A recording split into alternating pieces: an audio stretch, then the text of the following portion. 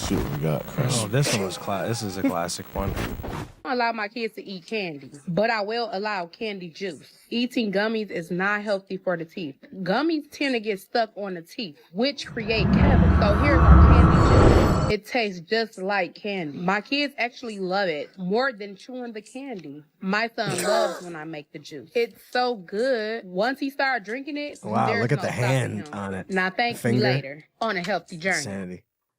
Thank you, Mama. See, this makes me fucking sad to see. I guess it's still classic. Well, it's not. It's the chewing that gives you the cavity, not the These sugar. poor people. What chance do you have if your life is like this? Well, Thank you, who Mama. am I to say? Ooh, that was good. Thank you, Mama. I like how they put it in a foam cup and it's purple. It's like it's like an instructional to drink lean. Like, Foam cups at the house, bro. I mean, break out the crystal. Loud and wrong. I just think it's a rebellion against modern green energy projects. That's what she was thinking. Right. She was like, glass bottles? Motherfucker, pay for my glass bottles. I ain't drink. Those are expensive. You drink the motherfucking... You ever see how much a bottle of Mountain Spring is? You know how much sugar's in a Nantucket nectar? Too much. This better. 80 pounds. 80 pounds. Over 80 pounds. Excuse my language. Excuse my language. Excuse my language. On LeBron James headline. Excuse my Is this language. AI? Excuse my language. Excuse my language. On LeBron James headline. What the fuck is this guy doing? That's his Airbnb profile. He's got a time machine to get RC Cola. Like, where the fuck did you get that? What was that, gas or is that cola? That's RC Cola and American cheese. Oh, so he was just cleaning up. Yeah, he's just giving He it a was quick... just getting it, the rental property ready for the next renter. Pepsi drinker. What is this? Ah, Oh, more meals? I forget what this was.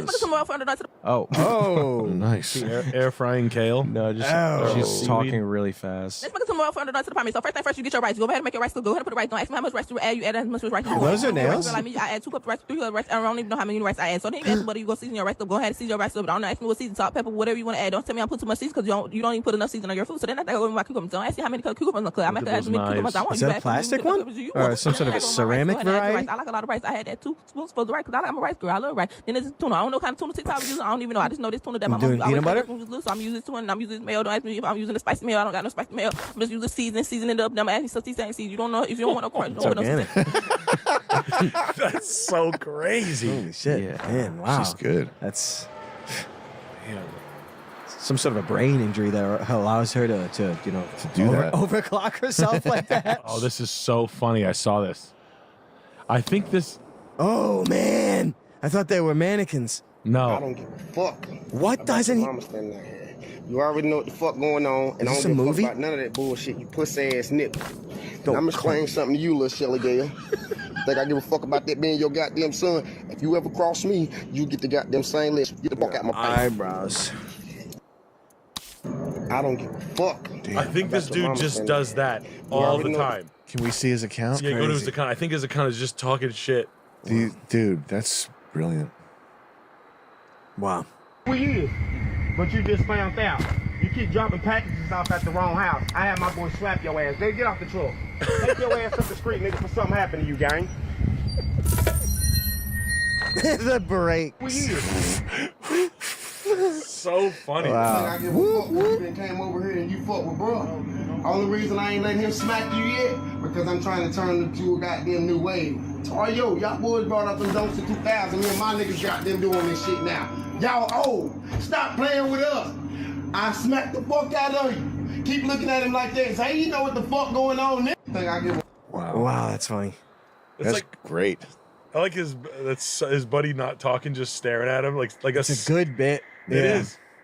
I'll smack the shit out of him in the crackhead woman's face is so funny. Getting 1 millimeter away from the guy's face. This is wild too. I sent this.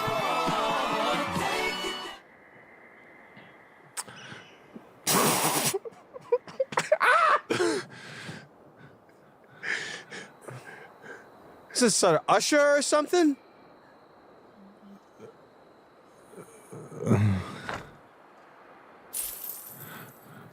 What is he doing? He's seducing her. Is this Ace Ventura? It's an air hockey floor. It's a symbolic. That's symbolism. Damn. Get the fuck away from me! It's under the chair. Why is he eating out the chair? It's different, y'all. Damn. They How doing come it you ain't different. never do nothing for me like that? And this is a man that's never even had a drink.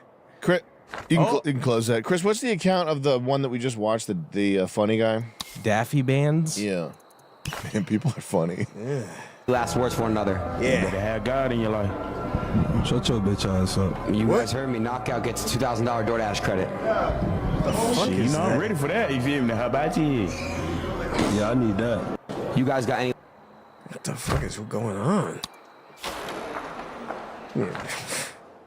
I mean, we got good links here. This Great. one's It's crazy. like Jack's links. This guy looks amazing. This is crazy. He's got to lay some whoop ass. 13's Elijah Skipper here No. standing by Skip with Jack. Councilman Bo Hess. Bo is chair What? of the Councilman. Public Safety Committee. Wow. Bo here today because we saw a string of violence this weekend. I want to ask on a city side, what's being done to prevent this from happening again? Well, the string of violence over the Holy weekend is very concerning. Public safety is the foundation of a thriving city. So first, my heart goes Hey, can out you to blame the victims people and for getting families someone completely that different were in? impacted by the violence this weekend. The city takes public safety incredibly you seriously. This is he's my got- number he's one in a priority band? as chair of the Public Safety Committee, as you mentioned. Things that we are doing is we're looking at Does he have community tattoos engagement, under his working with eyes? our nonprofits to make sure that youth are engaged, that they have opportunities, whether that be after school, during the summer. Fucking, what did he even just say? Everything right. He said everything. He's an AFI. He's the Guy's amazing. And that's not a skit? No. Okay. This is some guy. Hope it's It's not. I'm guessing Asheville, North Carolina. those are weightlifting gloves. Especially as Do you think he was warmer getting a pump weather before increases, can we time? know He was getting a from big our pump. general Hell yeah. aggression theory that as He's ripping through his leather. I like that they took the trouble to thread the lavalier mic under his clothes. It's so nice. Oh yeah. He did that. They're professional. Yeah, he got stripped down to nothing. What Yeah. channel are you guys on? He's putting his send. What channel are you guys on? Okay, cool. Yeah. Budweiser channel. Imagine if he was totally legit, and he wore like a He's just the man. He's tough on crime. yeah. He's like, yeah, I dress a little goofy. Clean the city up. Yeah, I know. I dress like a Linkin Park fan. He wants to clean the city up, and he's not kidding. Yeah. Yeah. What's his name? Bo? Robert Pattinson, Batman. This guy's a kook. He's got the what was it? Eyeliner or mascara that was fucking covering his face. He's going. I'm trying to look like that. He's got a Elijah Skipper is a goofy ass name too, though. Yeah. Bo Hess is a real. This guy's fucked up looking. Yeah. Bo Hess. What a weird. Carolina's a weird spot. Yeah. I wonder if how hard. What? I guess it must be. It's like local politics. What even? How does that even work? Is it just Hispanic people to vote? I don't. Who votes for that guy? What the fuck? Well, they say you go to jail if you're K-pop not. fans. You go to jail if you're You go to jail if you're white in North Carolina. Someone told me that. nice. Someone said that. This is Europe. Local politics is where you want to go if you actually want to do certain things. That's just what the people say in the street. But that's a hard sell. Oh yeah, Wave Man. What's happening to What we're him? doing here is he's shoving me into the wall. I'm going to use the wall to bounce off it. I'm going to absorb. So you'll Voice notice is on my crazy. feet, 1 foot steps back, and you almost become like a wave off the wall. So as he's here and he's moving towards me, and he's I'm shoving, always going I'm for the gonna wall take for that this force. exact reason. I can Yeah, split it I from like to the back center. myself As into a long as I wall follow through and I and get like back to whip him, my head that back energy onto is the coming concrete out. like I'm that. gonna You use get the your wall brains to bashed bounce against the off. wall? So Yeah. when I he's like to knock coming myself at out me, and crawl into the I'm gonna car. use this to push that energy forward. That's like a What we're Brian doing here is Callen he's character. shoving me It's into the interesting. wall. Yeah. I'm going to use the wall to bounce off it. I'm going to absorb. So you. I really like Brian Callen a lot. Yeah, he should is. come. He's I remember when we did the call outs to Joe Rogan, the cameos, the one I sent to Brian Callen because I knew, you know what Sistema is? Sistema is it's this bullshit martial art, but it's Russian and it's like special forces adjacent. So it kind of you could think it's legit. Yeah. But it's guys that are doing like slow knife stuff like this and then tripping each other like this. But they're all wearing army gear, so people get tricked by this stuff. And I knew what would piss Brian Callen off when I had the cameo. I was like, yeah, tell that little runt I'd beat his ass because I'm a Sistema 10-year. Whatever, and he sent back this thing that was like, Sam, so you want to talk about Sistema. It was just like a funny, like... He knew right away how to come back at it. Yeah. I like how he takes the fighting part of his career so seriously. I think he has a good sense of humor, because we met him at the mothership, and he was like funny and light, because I think you went off to talk to somebody else, and I ended up talking to him about jujitsu and stuff, and he's like funny. Like he's funny. He's a really cool guy in my opinion. No, he like hangs out and he's like he came to the green room to laugh. Yeah. Like, and the green room's nuts. What else does this guy have to say? Was there any other good ones here? There's the one that you shared with me or liked. It was like the flurry. Is he scroll up? Wow. The one where he's with a girl. Scroll down one more. He's in the scroll down again. I just saw it. One more down. Laura Luma looking girl. One more down. I'm sorry. Keep going down. One more. Keep going one more. How to fight when your girlfriend wife is trying to get you killed by stopping you from fighting. No, keep going one more. They're right there in the yard. Fuck yeah. What kind of sexy lies? Sacrifice the limbs for vital organs. What kind of sexy lies? Take it. It is trans raven. Like a girl? Actually, train me. I'm sure the way good you would've citizens of Tropico and Done. So I'm gonna take Brian's fiance. How is that I'm gonna show her possible? how to do this. We're gonna rock it out. Ready? You cannot let your fiance do this. You're the predator. This is someone else's wife. Stabber, killer. I'm so dead. I'm not treating you like a girl. I'm dead, guys. I'm No. dead. Can't believe what I'm seeing. Going. Touching on the tits. That's a girl. This is so fucking good. Oh. You might want to grab this. It's fucking hard as hell. It's time to not marry that. He kicks her in the butt playfully. Wow. I would have to kill both of them. You'd have to kill that fucking You'd guy. have to blow your foot off with a shotgun. Double on camera. murder, suicide, incoming. Wow, that's Black John knife. Wick. Does he say that he's black? Knife training. He's claiming blackness. His name's Michael Johnson. That's a pretty black name. Shockwave Warrior. There's the one where he does the. I don't know if I'll be able to find it, but he does. Oh my God! What an idiot! Does he headbutt a helmet? So what's What a happening fucking here is you're idiot. standing here with your lady friend. This gentleman is threatening you. You're going to use the back of your head, pushing in, and then your arm that's tight to your body is going to cut right across to your shoulder. And then if you need to, your other hand on your other side is going to come up right into his throat, or you could throw off with the other side. So either way, What everything's an super asshole! tight. Is that his and it buddy's just wife moves again? This is a different wife, and that's his Two, buddy three. right there. So he's And then beating you up can this throw guy on in him front of in his the wife. It's CTE fighting. That's really funny. What a fucking asshole! We should do a sketch where the martial arts instructor says, "Bring your girlfriend every time." That's like always the premise, and it's like pantsing. Yeah. It's just like emasculating, flicking his cock, flicking the limp cock, going to the ATM machine and pointing at the balance, like making him like eat things that he's allergic to and stuff like that, like just humiliating him. Oh, scallops! So this There's one. Connection Oh is my a God. landslide. Shellfish allergy. There's The one where he does like metaphorical a kind, flurry. Not the kind that He's gotta do accidentally reduces shillelagh. the size of the workforce. Chuck, what's your biggest allergy? What's the fucking, is it? Oh, nuts? I don't even want to say. Okay, I don't want to say. That's right. Yeah, what am I saying? But yeah, allergies are pretty wild. like it would be bad, right? It'd be silly. It'd be really silly. It's a bit of a bio warfare. Like we were talking about. I think I was talking about. Someone needs to tell his training partner that helmet is not going to prevent him from getting CTE Is he- for real. Is the helmet because he's trying to create a situation where there's a biker that's trying to fight him? No, the helmet is so that he can do full force punches and palm strikes and stuff, but that doesn't prevent you from getting CTE. It's not, you can't take blows to the head like that even if you have a helmet on. Yeah. Oh, that's crazy. Is that the kid? Find the kid without that helmet. Does he have an at? This guy? Yeah, you should message him and say you got to stop taking. So what we're doing here is as soon as he throws that jab, I'm Stop hooking taking like, headshots, fucking idiot.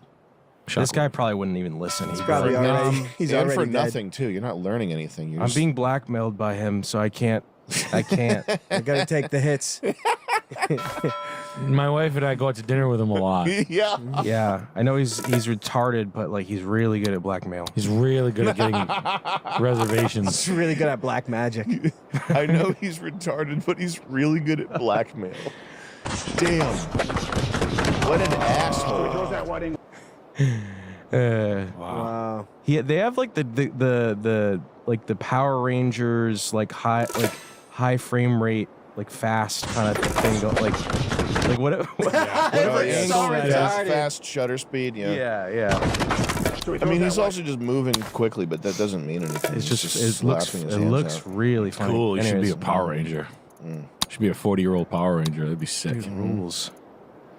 I do want to learn how to do a backflip. That's on my to-do list. Really? Yeah, I want to. I did how high did I jump? I jumped 53 inches. We're working on that too. Jack Black can jump 53 inches, you think? Oh. Yeah, but he's been doing it for so long. Yeah, he did it there that day. He knows jump tricks. Now we got green though. What the fuck is this? Oh man, they're making a movie. He's just wearing the flat. I just saw and he was wearing What the flat. fuck is he, gay pride man or something? What the fuck is Jack Black up to? Well, he's just making everybody's day. Did you guys see this? Did you see this? No. This is Fuck something yeah. else. Fuck yeah. This is something But else. I like the white. Oh yeah, the AI. Oh, this made me George, too we ill. are trying to Can you full screen not it? fight foreign wars. He made a and not be homunculi to involved do in his the world. his bidding. It's so funny. That microphone sounds good. Lewitt 240, I think, is the microphone. Glenn Beck's got $400 million. He It's should. crazy. George Washington. Yeah, he's got an airplane hangar studio. It's Yeah. crazy. Whoa. Oh, He's I don't talking know to if I a can full homunculus. screen This one, but I want this. It's policemen. But there are times that we have to demonstrate. See George, he's wearing a T-shirt. strength in order to prevent. George, remember conflict. George? He was always known for a T-shirt Don't kind of know guy. where the foreign entanglement. I'm surprised he's not in begins and where drag. it ends. When I was president, I did not crave power. Can you? Strut in my uniform, dreaming of conquest. Doesn't this scare the shit out of any normal person? To not be the general and not be the president. I didn't want it, but I understood my responsibility. Why is he so tinny? And I also understood that some things that are easy to forget when you're staring down bayonets. Peace is Oh, he's not taking it in. the default. It has to be guarded deliberately with foresight and strength. Are you fucking kidding? George, He's on a we- first name basis with the first president of the United States. I cannot believe that. T-shirt too. Are you fucking kidding me? Were they having a slumber party? It's shocking calling him George. Well, homunculi. There it is. Well, What is that? What do you mean by that? Just an image of a man that can say whatever you want and do whatever you want. I guess one way to put it. I guess. And I like how the mic hang is just a PNG. Is it? Yeah, totally. George, we are trying to not like AI fight generate foreign what wars and George not would be like in the involved modern in day. the world's T-shirt, policemen. Navy T-shirt. But there are times that we have to demonstrate strength in order to prevent. It's like a different. It's like the shadow. There's no like lighting. Don't See, know George where has notes. So what are those napkins? He's got his napkin. I wish they made that a little more less literal. And he was like there was humor, like In there was, costume and stuff. Yeah. I mean, I think this is as humorous as you could make it.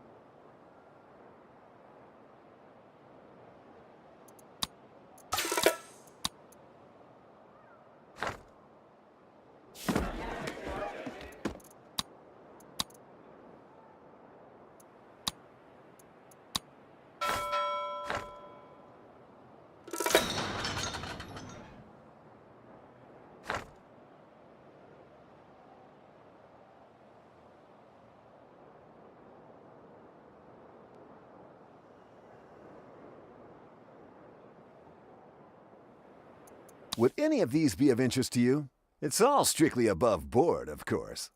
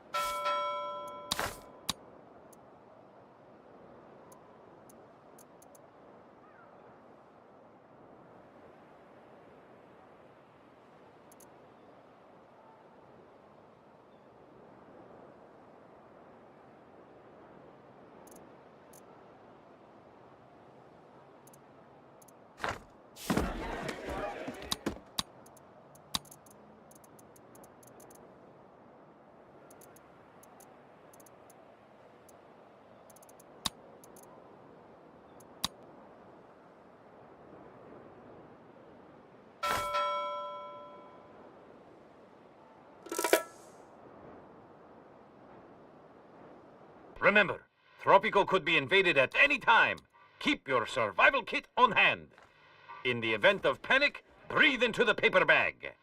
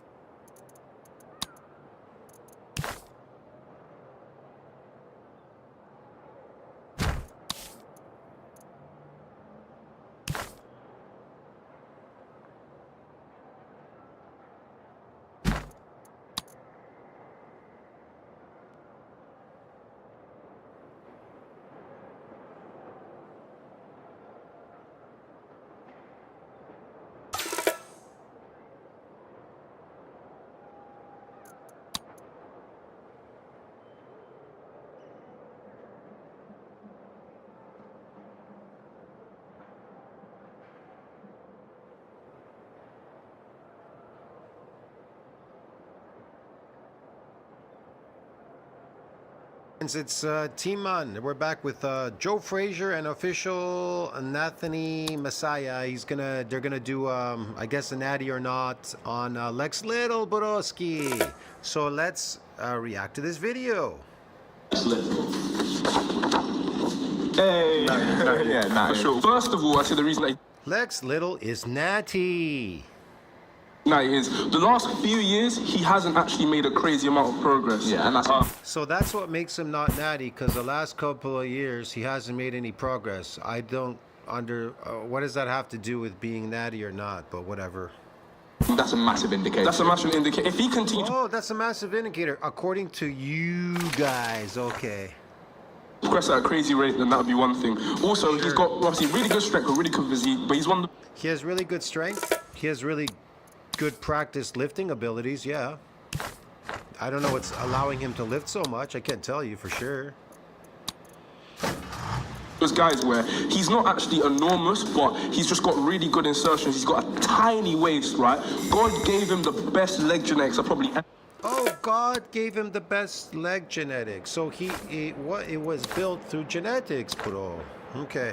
Oh my God, and if he was on steroids, I'd expect his maybe traps and shoulders and upper body to be crazy, not necessarily his leg. Right. Now, if he was on steroids, I don't want to at the end of the day, it's but I'm like going you would to need a expect that because rather it's prompt genetics. decision on these Genetics offers. is what builds muscles. Food, being in positive nitrogen balance and having such low body fat, that doesn't build muscle. What builds muscles are good genetics. So these two guys here have bad genetics. That's why they can't look like Lex Little or lift as much as he can, because he doesn't make tremendous progress, and he has good genetics. So a genetic builds a muscle. Get it? Out of thin air, out of magic air. Poof, magic, the magic wand, bro. Get it? His insertions, which are absolutely mental. Which Oh, his insertions are absolutely mental. Where are your assertions? Where are your assertions? Oh, they don't have any because he has good genetics. could fool some people into thinking. And on top of that, always... I love that one. It could fool some people into thinking what exactly? Pretty lean. Always on photos and videos. That he would be on steroids? Is that it? That he's faking it? Well, the majority of these fitness influencers are all faking it. But bigger than he actually is. Yeah, exactly. Amazing physique, but I think he's natural. He's got amazing physique, but I think, like he says, I think he's natural, but genetics, according to them, builds muscles, bro. Get it, man? You know how stupid these people are? You really have to be daft to believe a genetic builds a muscle. Genetics don't build muscles. Genetics don't build muscles, bro. Get it? I'll see you in the next one. Tell me what you think about that. Like, subscribe, support the channel. You have to be absolutely out of your mind and insane to believe a genetic could build you a muscle. All right? You really need to go get yourself checked out. See you later, man.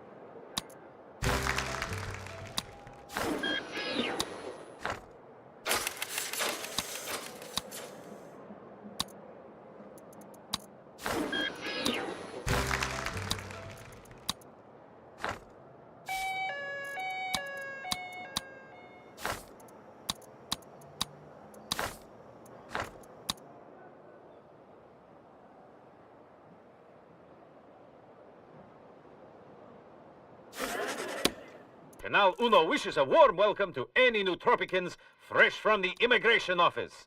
Not many people can get past the 50th round of testing.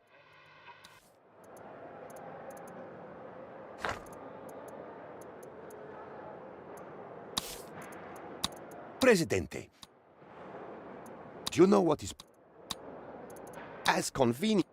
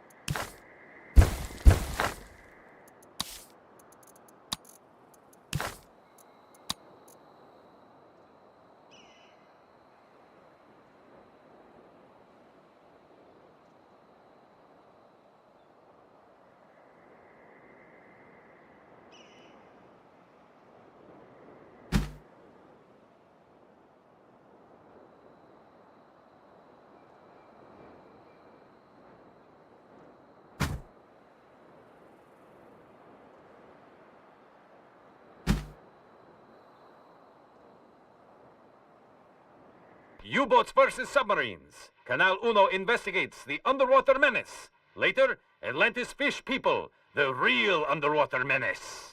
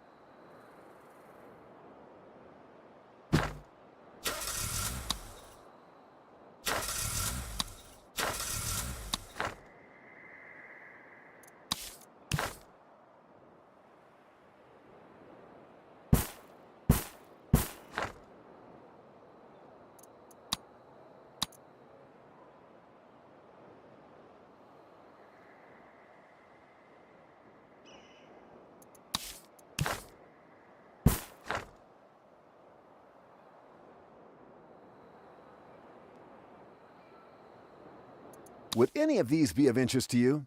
It's all strictly above board, of course.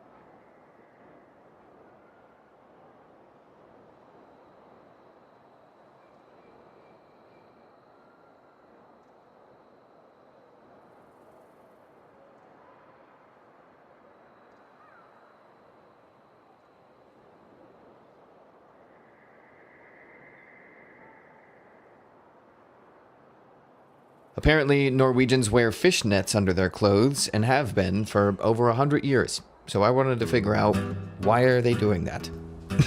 In all seriousness, though, fishnets are incredibly useful when worn under your clothes. Just ask the first ever people that summited Mount Everest. Decades ago, though, they were incredibly popular. There's a ton of ads about them, just jolly folks wearing them, but they weren't called fishnets. Even though originally they were made out of fishnets, they were called health vests or string vests. The reason everybody was such a big fan of string vests or health vests was because of an invisible layer of air trapped right here. When the mesh is uncovered, obviously that area of air is moving about, nothing is staying still. It's basically like you're shirtless, which is really helpful if you're doing a big expedition and need to vent heat really fast. But when you put a layer over that mesh and cover up the holes, the mesh essentially is pushing that layer out just a tiny bit. It's not connecting with your skin. And since it's a mesh, as it's doing that, moisture, water vapor, and everything can pass through the holes easily and get stuck on this layer instead of that layer, keeping the moisture off of your body. That really helps regulate your overall body temperature and make you feel a lot more comfortable when you don't have wet, clammy clothes sticking to you at all times. And in a similar vein, that invisible pocket of air that I was talking about before gets trapped by the outer layer,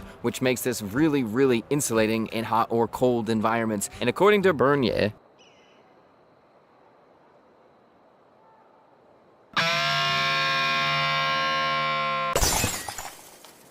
Hey, what's going on, guys? My name is Millennial Smark, and I'm bringing you the slop, the whole slop, and nothing but the slop.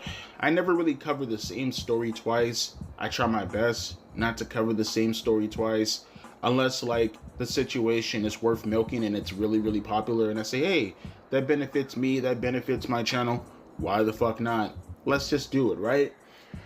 And I like to really do it when there's a locale involved inside it, right? This is one of those situations where we have now evolved from a locale and we are now talking about a horror cow. This is a person who you more or less do milk, right? But they're doing very, very heinous crimes. And it goes well and beyond laughing at them just constantly making mistakes. Now they're just being a menace to society. And that's what you're milking them for, right? Unfortunately, this is one of those situations, and don't get it twisted. Not unfortunate that I'm above milking. Oh, absolutely not. Oh, I am absolutely not above milking. I will milk his situation to kingdom come. But I would prefer to milk situations that are more lighthearted than this situation right here. Alberto Del Fucco ordered to remain in jail as legal case moves forward.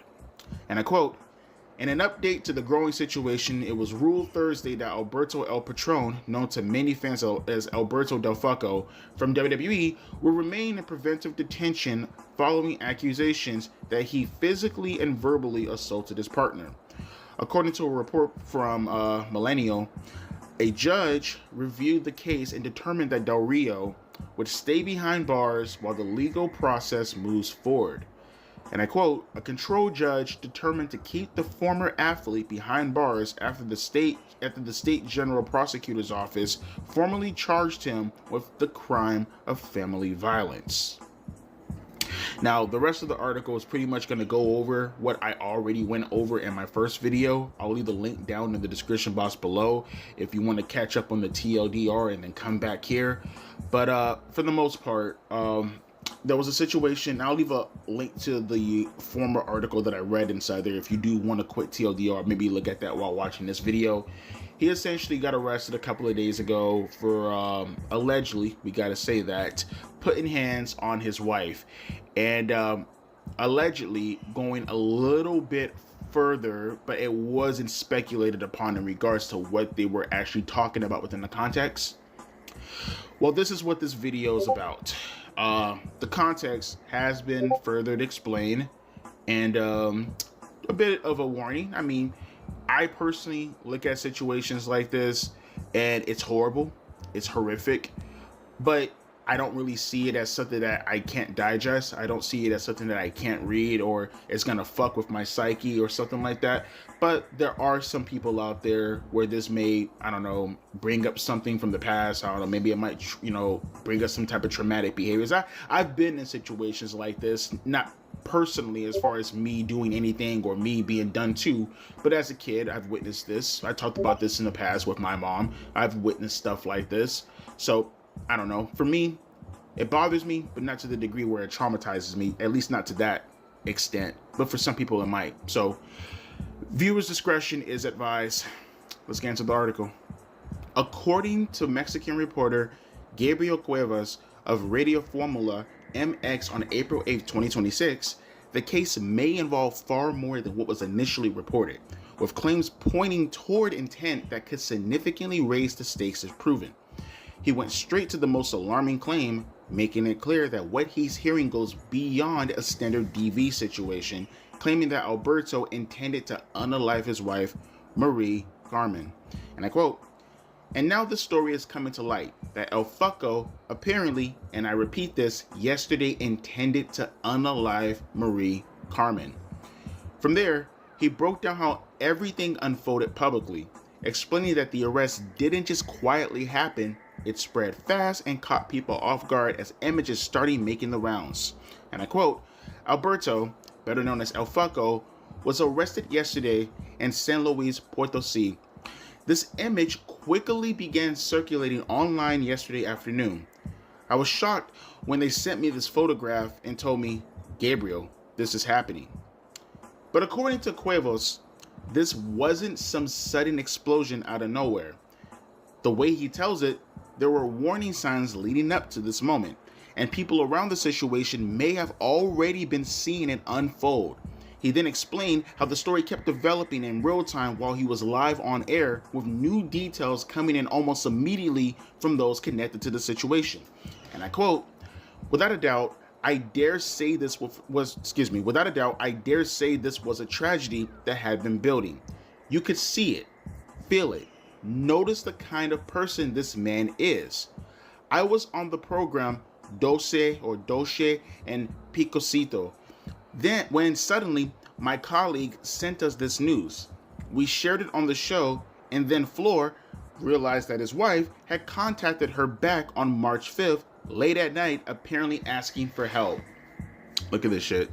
So this piece of shit most likely was in all this is alleged, but what I'm seeing so far, this piece of garbage, Alberto Del Fucco, was already attacking his wife far behind, beyond this time frame. This was just a few weeks ago. But continuing on though, let's just get more context. As more information started coming in, Cuevas described the alleged severity of the situation, claiming the violence itself had already reached a serious level and it didn't stop there. According to him, once the story broke, more people started coming forward, including neighbors who allegedly described what had been happening inside the home. And I quote, "The men you are seeing on screen, this wrestler assaulted his wife to the point of breaking part of her nose. Yesterday afternoon, a neighbor contacted me via WhatsApp and began telling me this story, which is extremely serious. They are telling me this had been going on for months. He had already committed several acts of aggression against her." Oh, this dude's like a real life David Ruffin. Fucking Ike Turner, but the Mexican version. Holy fuck. Ike Turner. Cuevas pointed to jealousy as a major factor behind what was allegedly happening, describing how things may have escalated over time. And I quote, "The early problems in the relationship that began to alarm her were jealousy. El Fucco started showing extreme jealousy. She would say, 'How is it possible that the man who promised to take care of me is now jealous of me, even of my friends?' He then laid out one of the alleged incidents that reportedly set off alarms among those close to Marie Carmen, something that he described as a turning point. From there, the situation allegedly spiraled with claims that the behavior became more aggressive and more frequent. And I quote, "Over 2 months ago, he threw her bicycle at her." Imagine your partner throwing your training bicycle at you because he said, "What are you going to do? Look for other men? Am I not enough for you?" What a just human garb. Neighbors began to notice that she would frequently scream in the house, that they heard blows, insults, and very violent behavior. He began kicking her bicycle, damaging it so she wouldn't go out. Cuevas also claimed that things got serious enough for authorities to be called multiple times, but according to what he was told, that didn't lead to any real change. And I quote, neighbors repeatedly called 911 asking for help. Officers would come, but nothing was done. He then shared a message he says came from someone close to the situation, one that paints this as an ongoing pattern rather than a one-time incident. And I quote, he is a monster. This is not the first time he has done this. He claimed the municipal president would support him publicly, but it was never true. When he spoke about his wife, others already knew he hit her, but he denied it out of fear. Since last year, Marie Carmen had been abused by him due to jealousy. Cuevas also touched on claims that Del Rio allegedly became convinced Marie Carmen was involved with cyclist Dan Noyella. What, bro? He's literally just making up shit in his mind and getting jealous over it. Something that may have fueled the situation even further. He ended by noting again that Del Fucco allegedly tried to take the life of his wife over a suspected affair. Oh my God, bro. Oh my God. Okay, and I quote, and here's the most shocking part. He allegedly convinced himself that Marie Carmen was involved with an hexathlon competitor, Dan Noya, who is also a cyclist. The jealousy escalated to the point where he believed her cycling was an excuse to meet another man. This is the same man who humiliated others, mocking people for their English, their worn boots, for not traveling first class. Of course, he sounds like he's really playing the fucking Hill character in real life. What a mark.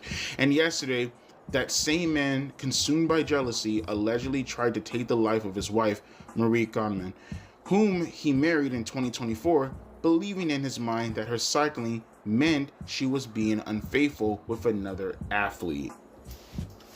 All of this is happening while prosecutors in San Luis Potosí are already evaluating potential charges. According to Milenio, baseline DV charge could carry 1 to 7 years in prison. But the bigger issue is the more serious charge being considered. Okay, let me see if I can pronounce this.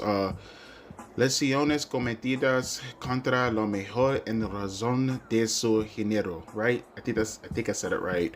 Which I think that means lesiones, that's injured, right? Or injury. Cometidas, committed.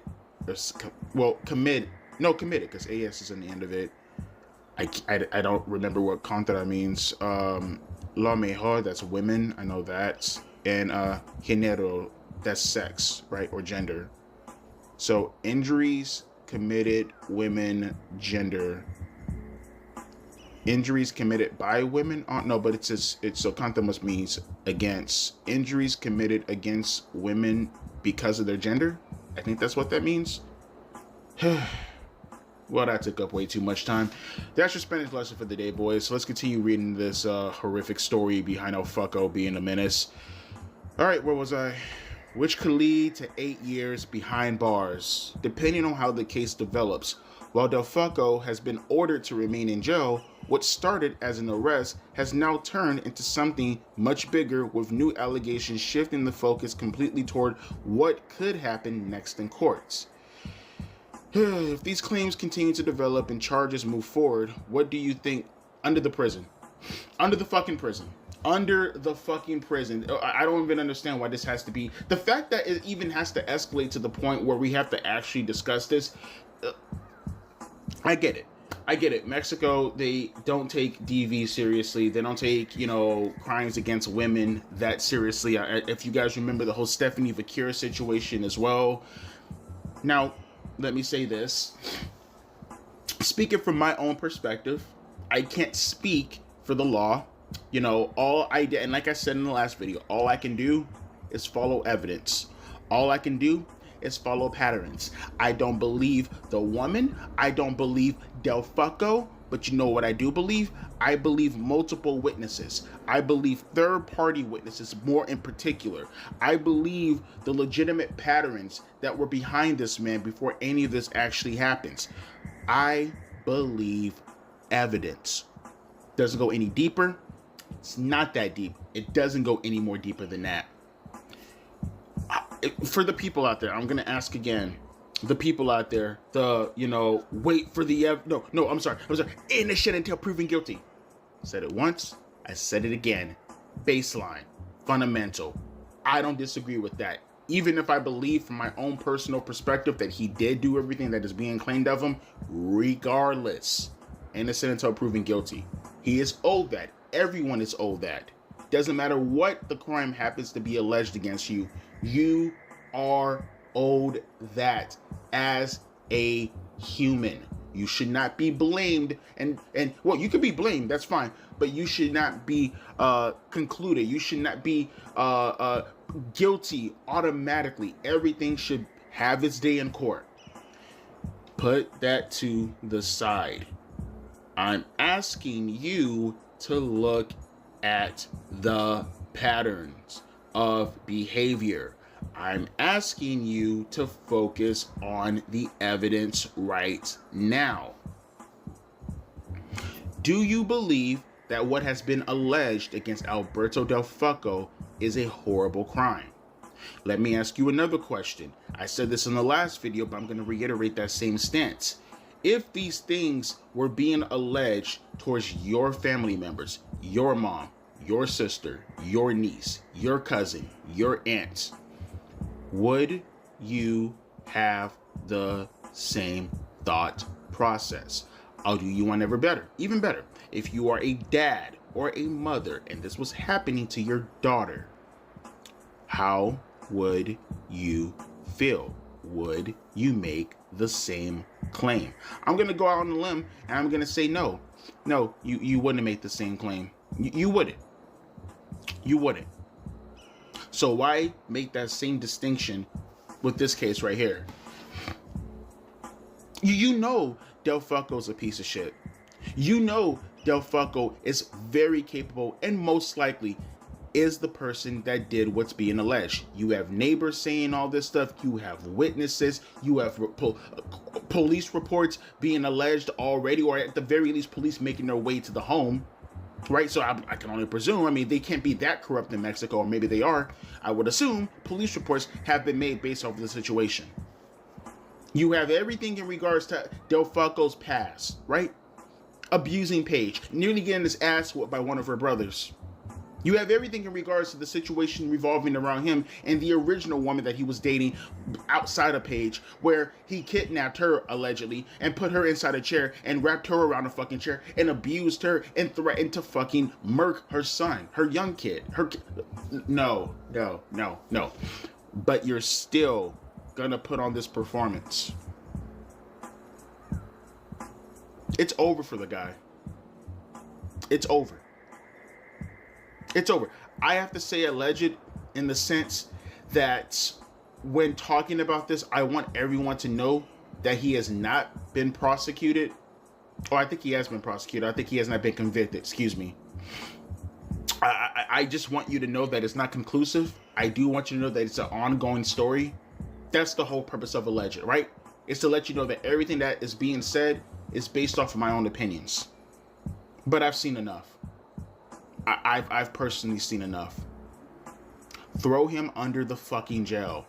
I don't want to see a year sentence. I don't want to see a 2-year sentence. I don't even want to see the maximum of 8 years. You are outright saying that this man intended to murk this woman. That goes well beyond a DV charge. He was attempting to unalive her. He abused her. This is literally Ike Turner and Tina Turner. That's what we're talking about right now. We're talking about a man who is a professional wrestler, probably 3 times the size of this woman, doing all these things. Even if you were to come up with the Devontae, you don't know what the woman do. There is nothing that anyone can ever do to make me go out of my way to want to murk them unless they attempted to murk me first or put somebody that I love in danger. There is nothing. And if it's if what's being alleged is this is all stemming off of her being unfaithful, let's just say that all of it happens to be true. Let's just say all of it happens to be true. If a person is cheating on you, then leave. Don't put your hands on people, whether it's a man doing it to a woman or a woman doing it to a man, because you think that you're owed everything in regards to their being. You're not. They're human garbage for cheating on you. But you know what you are? You're now a criminal. You're a criminal. who on top of that is just as much of a human piece of garbage, if not, no, not just, you are more, because you tried to do one even worse, 10 times worse than cheating. You tried to murder them. You tried to kill them. You tried to unalive them. You tried to make sure that they weren't around anymore because of their cheating behavior. Get them out of the business, man. In fact, no more talking about wrestling. Throw him in jail. Convict the man. Get it over with. Sentence him. Get it over with. Just get him out of society. He doesn't know how to operate in society. Just give him out, bro. Get him out.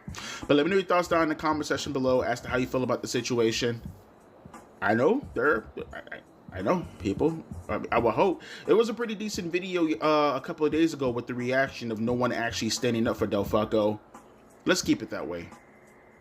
Let's keep it that way. Let's acknowledge that innocent until proven guilty is a thing, but also pattern and evidence is also such a thing.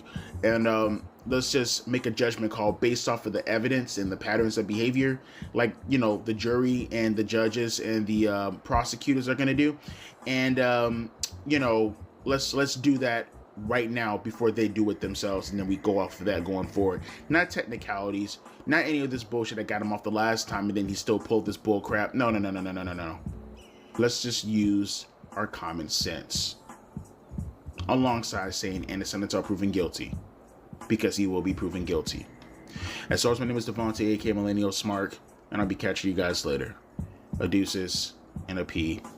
Ice.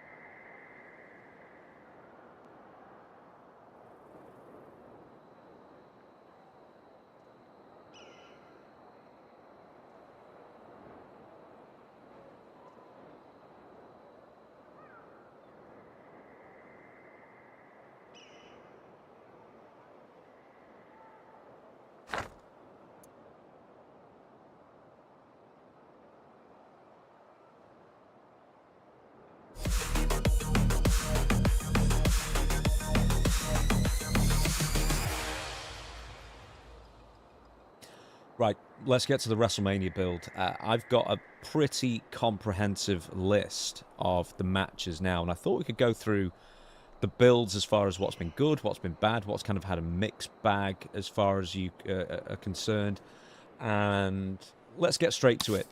World Heavyweight Championship, CM Punk and Roman Reigns. So we're going to be talking about the latest version of, I guess, the Punk pipe bomb promo, easy for me to say, on Raw later on in the episode. But as far as a build goes with CM Punk and Roman Reigns to generate excitement, they've had since the Royal Rumble. How do you think it's gone, ultimately? Well, I think the pattern is, and this is kind of indicative to what they've done for the past few years, it's gone off to such a slow, ambiguous start from the Rumble, which usually you have everything set in stone, and then you start ramping it up slowly into WrestleMania. The new formula is, after the Rumble, we still got to get through Elimination Chamber, and that usually sometimes bears more creative fruit than the Rumble does. It seems like the Rumbles are flat, and then we kind of coast into there or limp into Elimination Chamber. Sometimes you limp out of it because it's a real cage. But after Elimination Chamber, it seems like this year there's been that real, like, dip or lull, and now we're ramping up 1 or 2 weeks out to really get it going. It feels like they don't have enough creative juice between January to April to carry angles, so they have to kind of limp into these, and then we get the real stuff like 2 weeks out. Do you sort of get that feeling? Like they start like doing the, how can I put it? It's very much like an ADD push, like really, really quick and really like hard there, and we go from 0 to 100 in like a week. The CM Punk Roman Reigns thing is interesting because it's like Tony Gurria booking. And it's like, hey, your dad's dead and your dad's whatever. Let's talk about it.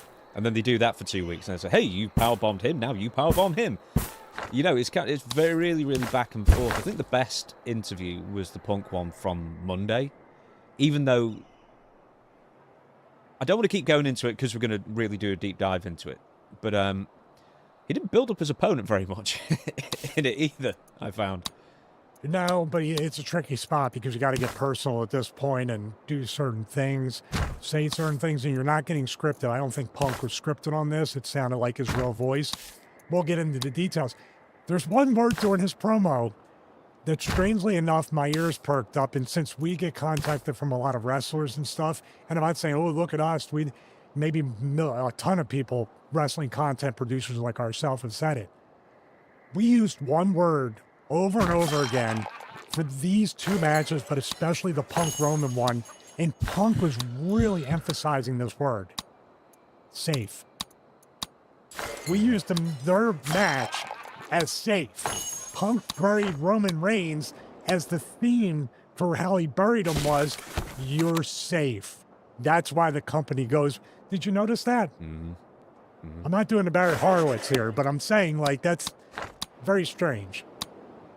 Okay, I think we'll do a thumbs up, thumbs in the middle, thumbs down then. So for the build, Punk and Roman Reigns so far, I know we've got like 3 major television shows left before WrestleMania, but are you feeling positive, negative? Neither for this. I'm feeling more interest and anticipation for this because it's getting very real. There's an aspect of the reality too in Punk's promo, in McAfee's promo, and McAfee's show when he talks about it. You got to run with this.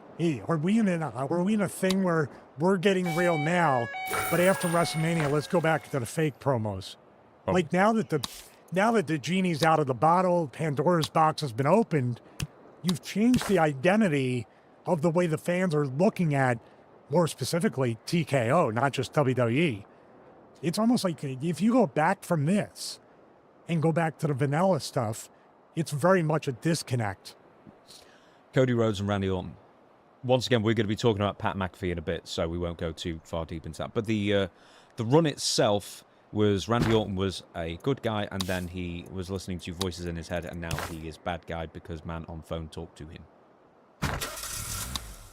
Yeah, he got the Manchurian Candidate thing. He got the coded words, and he's ready to go. That's what it feels like. Yeah. I have to say, up until that point, it was like, okay, I can The Stephanie thing was kind of a red herring where I said, is Cody turning heel and Randy turning babyface? Because they're still cheering Randy, although McAfee said it's not his hometown anymore. But then you introduce McAfee, who tells nothing but truths that the people want. And are we still supposed to hate Orton and now McAfee because they're actually saying the way the fans feel? I've got more to say on that, but we'll move on. Okay, I did. I mean, Yeah. I'm giving a very much an overview of it, but it feels like we're going into everybody's shooting brother now. Are we going to stop doing shooting after WrestleMania? Are we just doing this to put a shot into the ticket sale? Yeah, the whole thing with Punk with the ticket sales. That's a video in itself. But yeah, there's a lot to unpack. The Women's Championship, Jade Cargill, Rhea Ripley. For me, this is as by the numbers as it possibly gets. I don't feel engaged with this one at all. Well, it feels like they haven't put any kind of creative, like all the creative effort seems to be in those two male world title matches. That's the way it feels. Obafemi versus Brock has gotten more creative care than this. This match just feels like, okay, well, it's a new match, but what's the interest? I mean, I'm sure they're going to try to hotshot this. That's the word I was trying to think of for the other stuff. They were hotshotting all these angles 2 weeks out of the biggest pay-per-view of the year. What are they going to do? They're going to have their classic, like, brawl the week in, the go-home show between these two? Because Jade, I don't know. You're almost better off not doing anything and letting people anticipate the match. Because if you start brawling, Jade's going to be exposed as being very, very stiff and limited with that. Rhea's got good... You're going to get the Warzone fight that you always thought you wanted, but you really don't. Do you know what? You could kind of say that for all the women's matches on this. I don't think there's been any particular interest in any of the women's matches, and I think that's just the creative lead-up. But Stephanie McGee versus Liv Morgan. Now, there was interest in that weird... And that's going to be what went wrong that's coming up later in the show as well. But that backstage segment where Liv and Roxanne Perez bump heads, it's like, oh my God, you can actually hear the clonk. Yeah, it's the nauseating. It's like when you take a shoulder block and the wrestler grabs their head, you're like, ooh, I know it's like to hit the back of my head on something. Yeah, I mean, they may be in concussion protocol right now. I'm just saying goodbye to my wife. She's heading out. They may both be in concussion protocol. Everything's canceled for them too. Next up, Intercontinental Championship ladder match. Penta versus Javon Evans versus Rusev versus Dragon Lee versus JD Madonna. And I believe Rey Mysterio is going to be announced for it as well. So kind of the Money in the Bank style thing. Do you just have to have one wacky match with a bunch of high flyers and Rusev? Yeah, Rusev's probably like, well, what do I do? I mean, he could probably be the MVP of this if people are flying around getting caught. What's that? The catcher. Pretty much, yeah. By the way, Rusev, if people start diving through the ropes, put the forearms up. Let them push you off. A little bit of advice there. Rio Sky might want to take that advice later in the show. Why can't they get Carmelo Hayes wedged into this as well? I don't see any reason why not. Does it have to be he's a U.S. champion? That's Trick Williams, isn't it? No, Sami Zayn is the U.S. champion. Oh, he won it against Carmelo Hayes. I'm sorry. Yeah, and he's wrestling Trick Williams at WrestleMania. Where's Ilya Dragunov? He's not even on. He's been on SmackDown like every week. Well, he's knocked himself out every week too, so he's probably in concussion protocol too. That's an interesting one for Trick Williams, man. That's a succeed or fail type thing of WrestleMania with that. And Sammy would be a good guy to work around a bigger guy like that, and he's got to make that guy in that match, especially if Sammy's going over. Very, very important with that. But yeah, Carmelo Hayes, maybe they'll throw him in there in the last second because he would. I'd be ready between him, Javon Evans, Penta, and then what could be done with who else is in it? I know Rusev. Did I miss anybody? Yeah. Oh, Dragon Lee's in it. But then, do you know what would be cool? Is they actually had Ray Phoenix in as well. He's nowhere. He said that, you know what would be cool? Yeah, this is the you know what would be cool match. Why not just make it 10 dudes in there? Just go for it. Give them all payoff.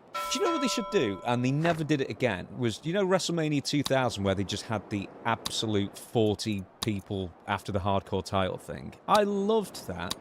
Yeah, they messed up the finish. But it's not the point. You know, like we had hardcore and Crash and Taz and all of the Mean Street Posse and half the old Dude, ministry. Pete Gas was bleeding. He got hit in the back of the head with that cookie sheet or whatever.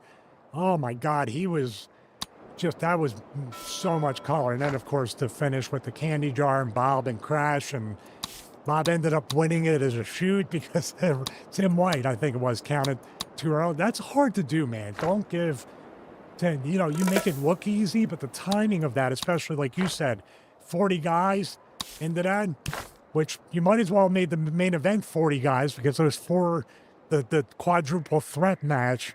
But everybody, McMahon in every corner. You know that's coming up soon. Oh, God, yeah. Women's Intercontinental Championship. AJ Lee versus Becky Lynch. Well, according to Roman Reigns, she's more over than Punk. But they haven't pushed her like it. This is really very much like Becky Lynch is going to win it back. AJ might go away for a bit. U.S. Championship, Sami Zayn versus Trick Williams. Very interesting. Do you think Carmelo Hayes will be added in as a triple threat match at the last second? I don't think so. I don't know. That's a bit of a sad one. You know what stinks about that is Carmelo Hayes now, I saw when he won the U.S. title and he started to defend it, the fans started to get behind him. The fans started to really, since he was a heel, now he was a babyface kind of, but people started to really like what he was doing. He was getting some of the biggest reactions on SmackDown outside of the main event guys, and then you just take the U.S. title off him. Really strange. Not even saving it for him and Sammy at WrestleMania for him to drop the title. The Women's Tag Team Championship, Fatal 4-Way. My God, the Irresistible Forces versus Bella Twins. Who were presuming they're going to... That was one of the what went wrongs we didn't bother doing last week. Because I think you were going to consider doing some on your own, then you looked and all went, oh, I can't be bothered with this. That was basically It's pretty obvious. What do you want to be, 20 seconds? So, hey, just look at it. Vince McMahon, hey, pal, just look at it. Charlotte Flair and Alexa Bliss versus Bayley and Lyra Valkyria. Jeez, they've been plugging this on both shows. There's way too many matches. What is Bruce thinking? Yeah, how many are there? 14? 1, 2, 3, 4, 5, 6, 7, 8, 9, 10, 11, 13. So, nobody's going to remember any of this. Nobody's going to remember. No one will remember any of this.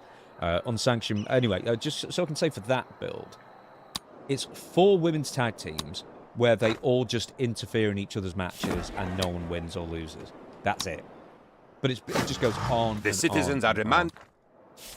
I love the fact that the women's division, this is my favorite part with tag team stuff, and I mentioned it about Natty, which, by the way, it wasn't against Natty, it was about creative. Natty's an incredible talent and actually a multi-generational talent. But why do they do the women that tag up have to love each other and be best friends? They have to be BFFs. You notice that? It can't just be like, we're in this, we meld well. We got the Gurria Martel kind of formula on this, except we're both good. And then, did you get that? But they have to be best friends. Like they go out to the movies together and all this stuff. And then when they turn, it's like my best friend turned on me. It's so bad. Yeah, well, Hulk Hogan had the same thing. His heart was still broken over Tugboat decades after, I'm sure. I've got to mention this as well. You know, right? So it's Nia Jax and Lash Legend, yeah, who are the Irresistible Forces. Why are they not called the Immovable Objects? Or you could say it's the Irresistible Force Lash Legend and the Immovable Object Nia Jax. I think that'd be so much more fun. I don't know what you call them. They're going to be broken up in 3 months and feuding anyway, so what's the big deal? That's fair enough. Unsanctioned match, Drew McIntyre versus Jacob Fatu. Unsanctioned. You have to tell us what this all means. I know it means they're going to go everywhere, that it's going to be so violent that WWE cannot sanction this match. But guess what? We'll still put it on WrestleMania. We don't care about the lawsuits now. It's all withdrawn. I mean, we got to really break this down. This next one, I feel bad. I feel bad for Drew because I would have really personally liked, and I am biased, but if there was a dude that deserved to go into WrestleMania as a heel champion, it would be Drew McIntyre. Why do they always... A few opportunities Why do came they up. always get cold Nothing feet illegal. when it comes to Well, Drew? nothing You ever that can be notice that? proven to break any laws. You can only do it so many times. Did they beat him into powder? I mean, Cody Rhodes just kept beating him. I Kept knew beating I him, could kept beating him, counter. and then he finally won. Like he won like one match too late as well. But that kind of just came out of nowhere, and then he lost out of nowhere. But my problem is we're in creative. I want to see Unreal. I'm looking forward to, if they do a third season, to explain why you're taking the title off Drew McIntyre. Please gaslight us into thinking that Drew isn't over. Please gaslight us into thinking Drew is not, at least, at worst, an interesting heel. Tell us, like, he's the Chelsea Green of the male division. Next match, this is only just made on Raw. Logan Paul, Austin Theory, and I Show Speed versus the Usos and LA Knight, which is there. Yeah.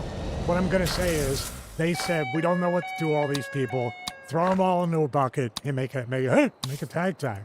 That's it. I would say Logan Paul and LA Knight, especially at this point. Why? These guys have stood out on their own. These guys have done so much to get over on their own, and you're literally just giving them like, hey, we gave you a match at WrestleMania, pal. You like, what are you complaining about? I love whoever did in our group chat, whoever did that reimagined casino table shot of everybody who's just celebrities, and of course Hunter's right in the center. I Show Speed. And Do any of these all offers look different good to you? Celebrities. I forget who was in it. Yeah, it'd be Jelly Roll and I Show Speed and whatever else. The thing is, right, with I Show Speed, I think he's pretty entertaining. I think he's pretty good with Danhausen. LA Knight interrupted one of his streams a few days ago and attacked him. So they've been a little more creative than they otherwise would probably bother being, I think, because there's a celebrity involved. And this is kind of a bit of a throwaway match. But I don't have low hopes for this, but it's also an opening kind of thing. Or, you know, it's like one before like a major championship deal. Do you think they're going to open up and bookend like potential main events here? Obviously, the last match was the title match, but do you think they're going to open up with, say, the girls' tag team title match is going to go 25 minutes? Oh yeah, they did that they do that for years now. If it's not in the main event, they'll do it in the opening match. But I think like Rhea Ripley, another triple threat match where she won. That was it. That could be an opening too. Rhea and Jade Cargill. Mm-hmm. Yeah, I mean, but this match here, like you said, this is a great warm-up match. Great match. It's going to have a lot of action. Interesting because of the celebrities, especially I Show Speed, who's nowhere near a full-time wrestler, to see what he does and how he does. It'd be funny if the finish was Braun Breaker whiz ready and comes in and spears him like he did at the Rumble. Brock Lesnar and Oba Femi. This is actually worked out as a build, and it's so simple. Two immovable objects or irresistible forces collide, and the new guy's getting the better of Brock every week. Yeah, it's very interesting because you assume as a wrestler all the momentum Oba Femi has getting over on Brock as a babyface, that Brock's obviously going to go over Our money's at work, but I'm not so sure. The reason why this is so interesting is not only because what's going to happen. Now Oba Femi looks like a threat to Brock Lesnar. He looks like he's on his level, even though he's very green compared to Brock, but also who's going to win. We really, truly don't know, and that's what makes this match underratedly very interesting. Our esteemed scientists and you're are right. truly You don't. special. What did I'm still Dutch keeping say my all the fingers time? crossed for Just someone smack better me to be across the washed face ashore. with it, right? But I fear this we is are simple, stuck with and it's those we smacking have. everybody across the face. And I don't know why. There might be even a little bit of Guten Abend again, Präsident. an abstract factor You to want this something, that don't just you? we don't know why. I There's suspected more as than much. just two big guys. Let me cut and to also the the new chase. guy versus the veteran. I accept. And the new guy's getting over But on the I veteran require week in a and week small out. But there's some kind of abstract interest that I have in this that I can't quite put my finger on it. They both have the it factor. Let's put it that way. Do you know what I think it is? Is that, yeah, it's fine, this will be Trick Williams' first WrestleMania. It'll be a couple of people's first WrestleMania, but not really. I'm trying to think who else it might be. I show speed. But the thing is, with Obafemi, he's the only one from NXT who's been thrown straight into a main event spot. And it's the Yokozuna push. You've got a big monster. Just throw him out there, smash him over, let's see what happens. And that's exciting. It's exciting because he's a monster, and wrestling just doesn't have enough monsters. Because you're always going to gravitate towards the freaks and the people you just can't see every single day. And two, it's got huge implications. Way more than anybody else who's come up from NXT in years, I think. So I think that there's a couple of reasons why that's more exciting than most. Yeah, I tend to agree with you. Let me Also, guess. I'm just What's saying a little that? Easter egg Let me here. guess. Pat McAfee in his promo, when we get to that, kind of alluded to this. This is why we like Obafemi and Brock Lesnar, not 5'5" guys going 25, 30 minutes, right? While these guys have to take a back seat to that. It's really interesting, and there's something here in the real sense of this is how should I say?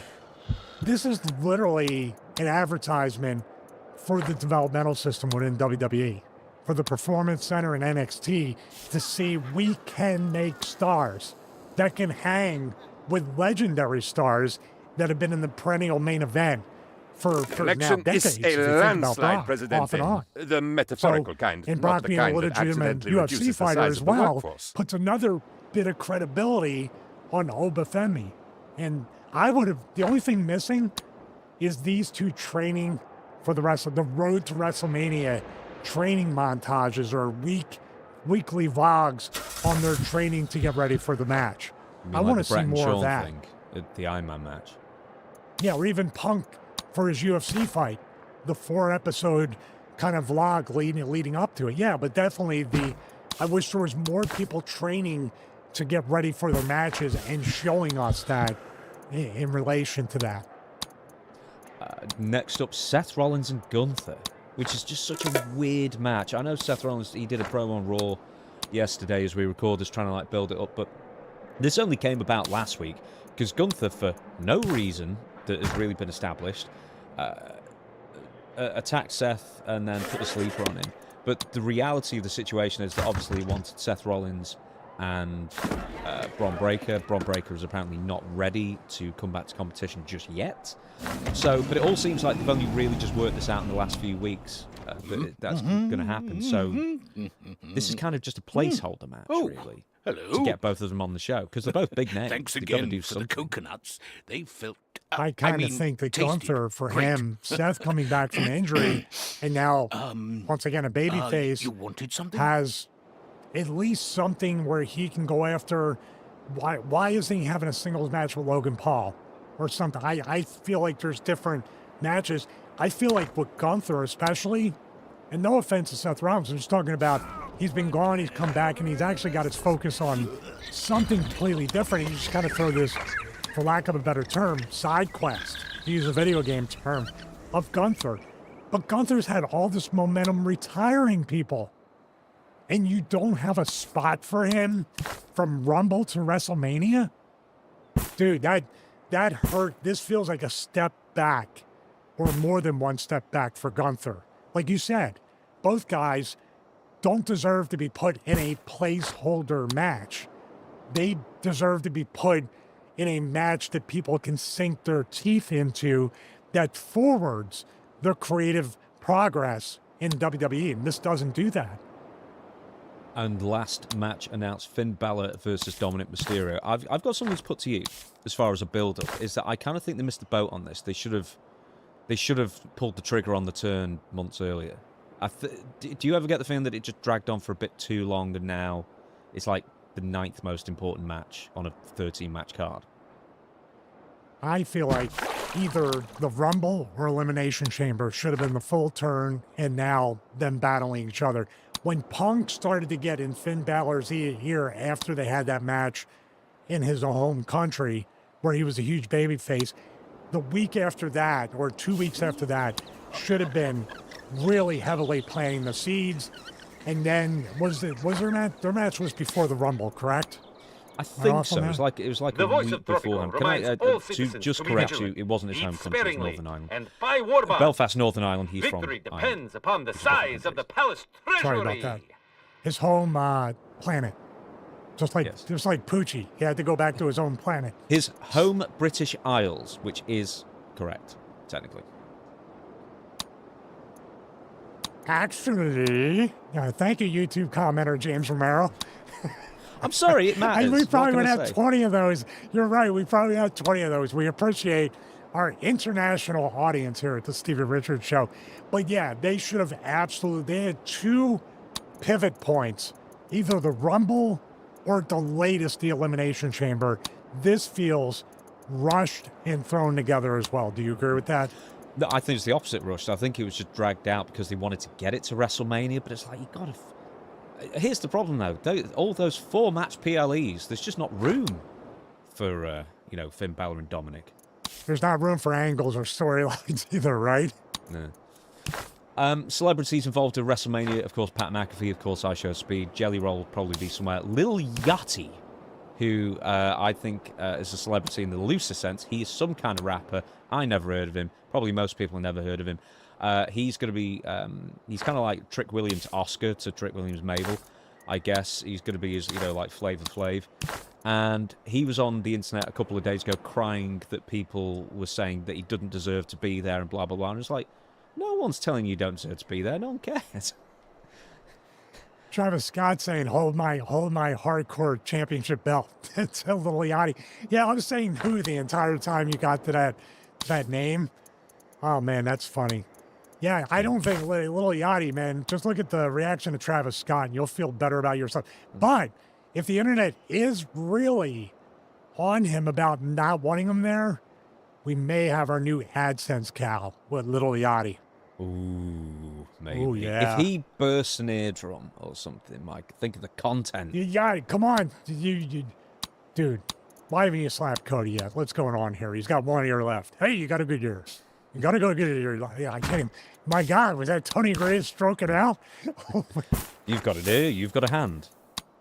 Good Lord, I don't have a voice after that. And you want me to do Savage? My No, goodness. dude, I want you to do a sunset flip and a do-si-do and win them tag team titles. Do it for did Rick that on a Martel. house show. Dude, we did it on a house show. Dreamer and I did it. And Korea was pushing us for main event WrestleMania after that. The office didn't favor us, but one person in the office for a week thought we were the greatest thing ever. And guess what? I'm sorry, we'll stop the record. Hey, don't wrap me up. Don't wrap me up, cameraman. Remember that Austin promo? God, I wish they brought that back, that kind of stuff. But I was going to say, it's so funny because if I was still wrestling, you bet your bottom dollar that I would have a tag match and then someone would come in to break it up or for the finish. I would get up and just walk towards a ghost in the corner. Now we can wrap it up. Excellent. We're wrapping that bit up.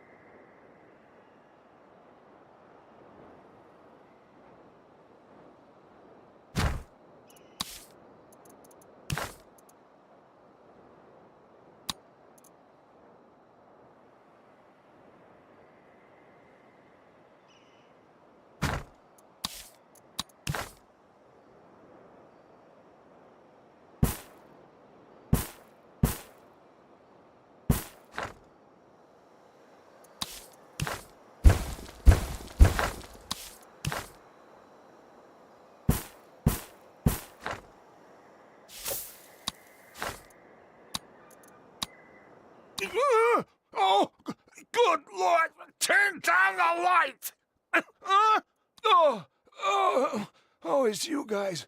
Hey, thanks again. The booze wasn't bad. Quite useful, actually. Doubles as paint thinner.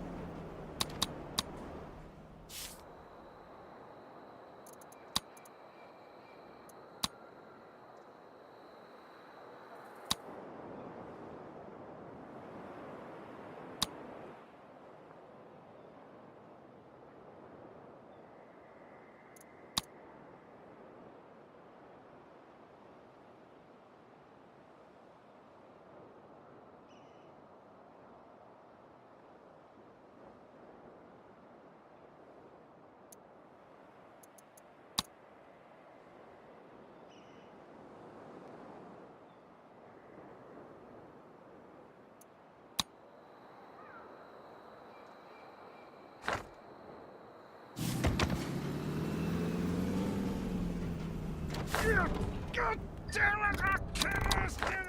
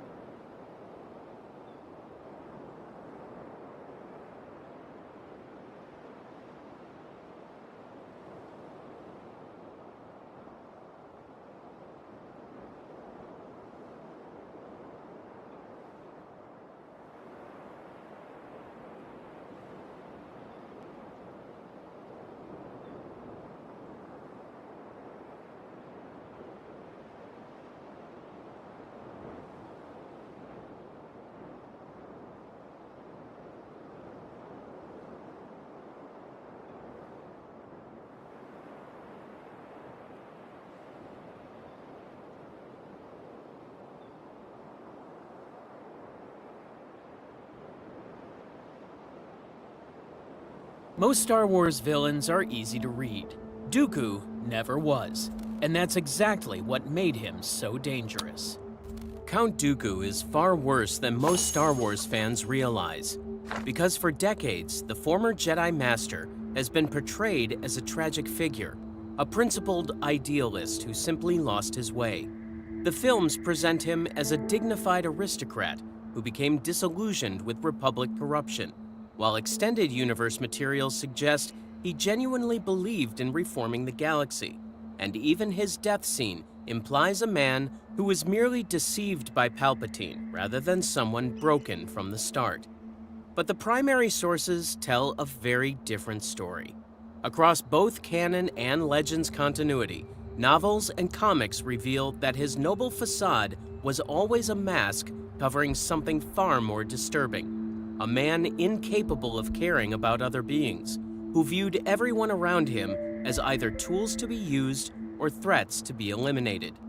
Upon examining the source material from Matthew Stover's Revenge of the Sith novelization, James Luceno's Darth Plagueis and Labyrinth of Evil, Cavan Scott's Dooku Jedi Lost, Jude Watson's Legacy of the Jedi, and Hayden Blackman's Jango Fett Open Seasons comics, I have found 7 key reasons that reveal why Count Dooku is far worse than most fans realize. The first reason is that his public story was carefully constructed fiction. In the Legends Revenge of the Sith novelization, the Count is described as the nemesis of the corrupt Republic, a symbol of the principled Confederacy. But the book immediately undercuts this image by revealing it as the public story, and the story that even he, in his weaker moments, almost believes. The key phrase here is almost believes, because even the Count himself could not fully commit to his own mythology. The official narrative claimed that at 70 years old, his principles would no longer allow him to serve a republic where political power was sold to the highest bidder, placing him among the lost, those Jedi who renounced their oaths in service of ideals higher than even the Order professed. According to this story, he used all the power of his family fortune and his reputation for unquestioned integrity to begin cleansing the galaxy of corruption through the separatist movement. In fact, the resignation statement reads like a political press release. In canon continuity, especially in Dooku Jedi Lost, the Count presents himself to the Senate as a champion of forgotten Outer Rim worlds, advocating for equal protection and urging senators to reconsider cuts to trade route defense programs. On behalf of the Jedi, he requests that only a fully funded Republic Guard can provide the security citizens deserve. But after his speeches fail to change policy, Senator Palpatine flatters his idealism and encourages him to continue being a voice for the Jedi in the Senate. The senator tells him this is where he can make a real difference, beginning a manipulation that would continue for years. Asajj Ventress, who would later become his assassin, observes his public image with growing unease. She sees him as adrift, a man playing king without any clear higher purpose. His Sith beliefs already give him power. His inheritance already gives him riches, yet even his own apprentice cannot understand his motivations because they are built on emptiness rather than genuine grievance. Despite this lack of genuine purpose, his resignation statement preserved on the Great Holocron shows calculated messaging designed to protect his political future. According to the Legends sourcebook, Jedi vs. Sith, The Essential Guide to the Force, the former Jedi announced that for many years he had served the Order and done his best to honor its traditions while claiming he planned to return to Sereno and serve his people as a philanthropist. His final request as a Jedi Master was that the Order respect his decision and his privacy, with closing words expressing farewell to old friends and wishing the Force be with them. Palpatine played his part perfectly, responding publicly with a message to the Council expressing sadness at the Count's decision, claiming to have only met him a few times while certainly knowing his reputation and even admiring him, despite not entirely agreeing with his criticisms of the Senate. This public exchange established both men as concerned citizens while hiding their growing private alliance, as Palpatine had been cultivating the aristocrat as a confidant for years behind closed doors. Even scholarly assessments completely miss the warning signs.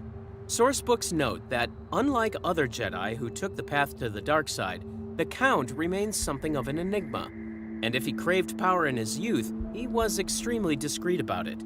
This discretion was precisely the point, as he spent his entire life hiding his true nature behind aristocratic manners and noble rhetoric. In Labyrinth of Evil, Yoda reflects on how the Council dismissed warning signs because the Masters could not conceive of the former Jedi as anything but an idealist. The Ancient Master later admitted with deep sorrow that the Council had been blind to the danger of his pride. Even after he became leader of the Separatists, Obi-Wan recalled his pitch on Geonosis, where the Count framed himself as still aligned with Jedi values while merely attempting to defeat the dark side by his own methods. He openly criticized the Republic, pretending to be a disappointed idealist while secretly plotting galactic war. Moving on to the second reason, Dooku possessed intelligence without empathy, a psychological defect that shaped his entire existence. The novelization gives the most disturbing psychological profile of any Star Wars character, revealing that he does not remember when he discovered his difference from other beings. It may have been when he was a young Padawan, betrayed by another learner who claimed to be his friend, when Lorian Nod said directly to his face that he did not know what friendship was, and in that moment, he realized his classmate was absolutely correct. The book explains that he has never understood what beings mean when they speak of friendship. Even when he can feel emotions like love, hate, joy, and anger in others, he processes them differently. He experiences human emotion as information rather than feelings. Instead, the Count only understands jealousy and possessiveness because he is fierce when any being encroaches on what is rightfully his, while intolerance at the undisciplined lives of ordinary beings remains his normal state. Spite is a recreation for him, as he takes considerable pleasure from the suffering of his enemies, while pride registers as a virtue in an aristocrat and indignation as his inalienable right. Moral outrage makes perfect sense to him when the affairs of ordinary beings refuse to conform to how society ought to be structured. Then, the novelization reveals how he categorizes every living being. He is entirely incapable of caring what any creature might feel for him, caring only what the creature might do for him or to him. A single sentence that explains everything about his relationships throughout life. His apprentices, his allies, his family members, none of them mattered as people because they were functions to be performed, rather than individuals with inner lives worth considering. The narrative explains that very possibly he is what he is because other beings just are not very interesting to him, or even, in a sense, entirely real in the way he experiences existence. This is not merely selfishness or arrogance, but an inability to perceive others as having inner lives that matter, meaning everyone exists only in relation to his interests. For the former Jedi, other beings are abstractions that he sorts into two categories: assets and threats. Assets are beings who can serve his interests, while threats include everyone else. There is no third category, no room for friends, loved ones, or neutral parties, because everyone is either useful or dangerous. This explains his treatment of the Separatist leaders, as sources reveal that being considered a threat by Count Dooku is a death sentence. He plans to eliminate his current allies, including the heads of the Trade Federation, Intergalactic Banking Clan, Techno Union, and Corporate Alliance. These organizations funded his war and believed themselves his partners. But to the Sith Lord, they were always temporary assets whose usefulness would expire once the war ended, because treachery, he understood, was the way of the Sith. The pattern started in childhood. The Lorian Nod incident from Legacy of the Jedi reveals how early this emerged. When his best friend Lorian stole a forbidden Sith holocron and begged him to lie to cover for him, young Dooku refused and told the Council the truth. The narrative describes how he imagined reporting Lorian with great satisfaction, picturing his friend's punishment and possible expulsion from the Order. When the fact of his friend's betrayal shocked him deeply, his response was cold calculation rather than grief. The incident changed him forever, as the novel reveals that he would never believe in friendship again, and if his heart was now empty of love, so be it. Most disturbing is what happened years later, when Lorian asks whether he encouraged his fears rather than reassuring him, because looking back, Lorian finds that strange, since he would not have done that to the Count, making the implication clear. Even as a child, the aristocrat manipulated his closest friend toward disaster. When Lorian confronted him one last time before they parted, the young Jedi didn't respond. He simply thought to himself, why bother? He had the career. Lorian had nothing. Sources also reveal his preference for analysis over emotion. As when asked about how he felt about something, the young Jedi responds that he did not ask about feelings, but about thoughts, dismissing the Order's insistence on feelings as all well and good while making clear his preference for analysis. Even as a young man, he viewed emotional engagement as beneath him. In canon, this emotional void extended to his own family. In the audio drama, the Count orders his apprentice, Asajj Ventress, to kill his own sister, Jenza. When Jenza realizes what is happening, she tells him he is not her brother, but he insists he is, which is why he must release her. After Ventress eliminates Jenza, he shows approval before ordering her to leave no evidence. His capacity for callous violence extended even to his own blood. During Sereno's invasion, he dueled and killed his own brother, Count Rommel, seizing the title for himself without remorse. Even as a Jedi, he would eliminate family members to serve his ends. Throughout the audio drama, Ventress observes the Sith Lord with growing horror, describing him as examining her not with interest, but with idle curiosity, the way a scientist examines a rodent to see if it has mastered a new trick. He manipulates Ventress throughout their relationship by telling her the past does not define her, the future does not define her, because he defines her, making clear this is not teaching, but control. His relationship to pain is equally disturbing, as he explains that pain is only an illusion that can be controlled, with the pain still present but denied its power over him, which is not wisdom, but denial. His contempt extends to everyone he encounters, as he remarks about his brother, Rommel, before his death, that power is wasted on the powerful, while describing his closest friend Sifo Dyas as too weak to take action, revealing that even fellow Jedi Masters failed to meet his standards. For the third reason, comparing Dooku to Qui-Gon Jinn reveals what the Count could never understand. Qui-Gon Jinn shared many of the former Master's criticisms of the Jedi Order, as the canon novel Master and Apprentice establishes that both men possessed self-reliance, skepticism, and reluctance to take the Council's word as sacred. The Count even helped Qui-Gon see that he had choices within the Order, but their philosophies could not have been more different, despite these surface similarities. Qui-Gon's relationship to the Force was about surrender.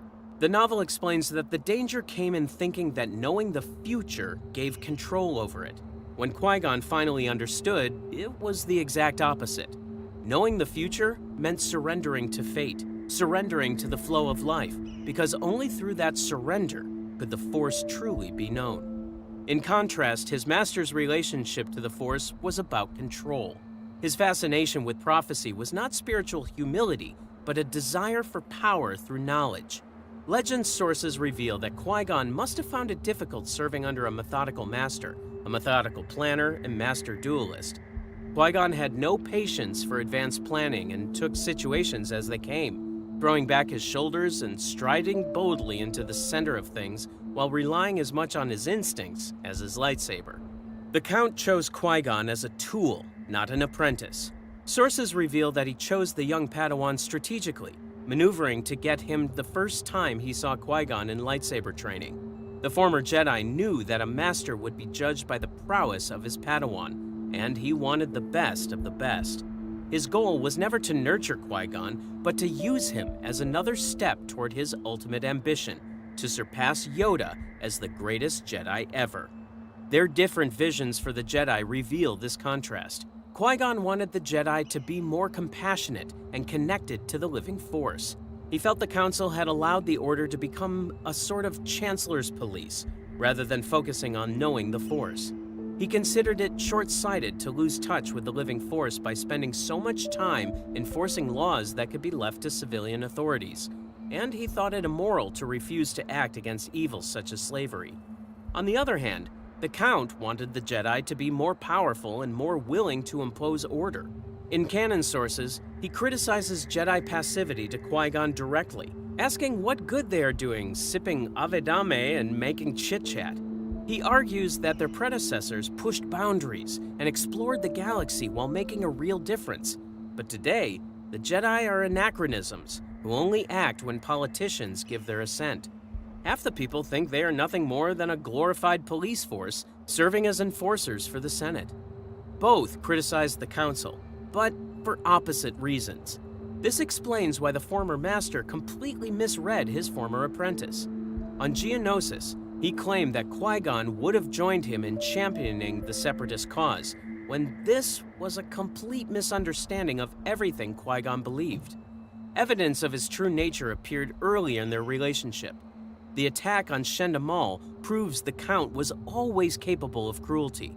In the novel, he demonstrates this when he encounters a bounty hunter threatening young Qui-Gon. After saving his apprentice, he does not simply stop the threat, but attacks Shendamal with Force lightning. He strikes her repeatedly as Qui-Gon watches, taunting his target throughout the attack.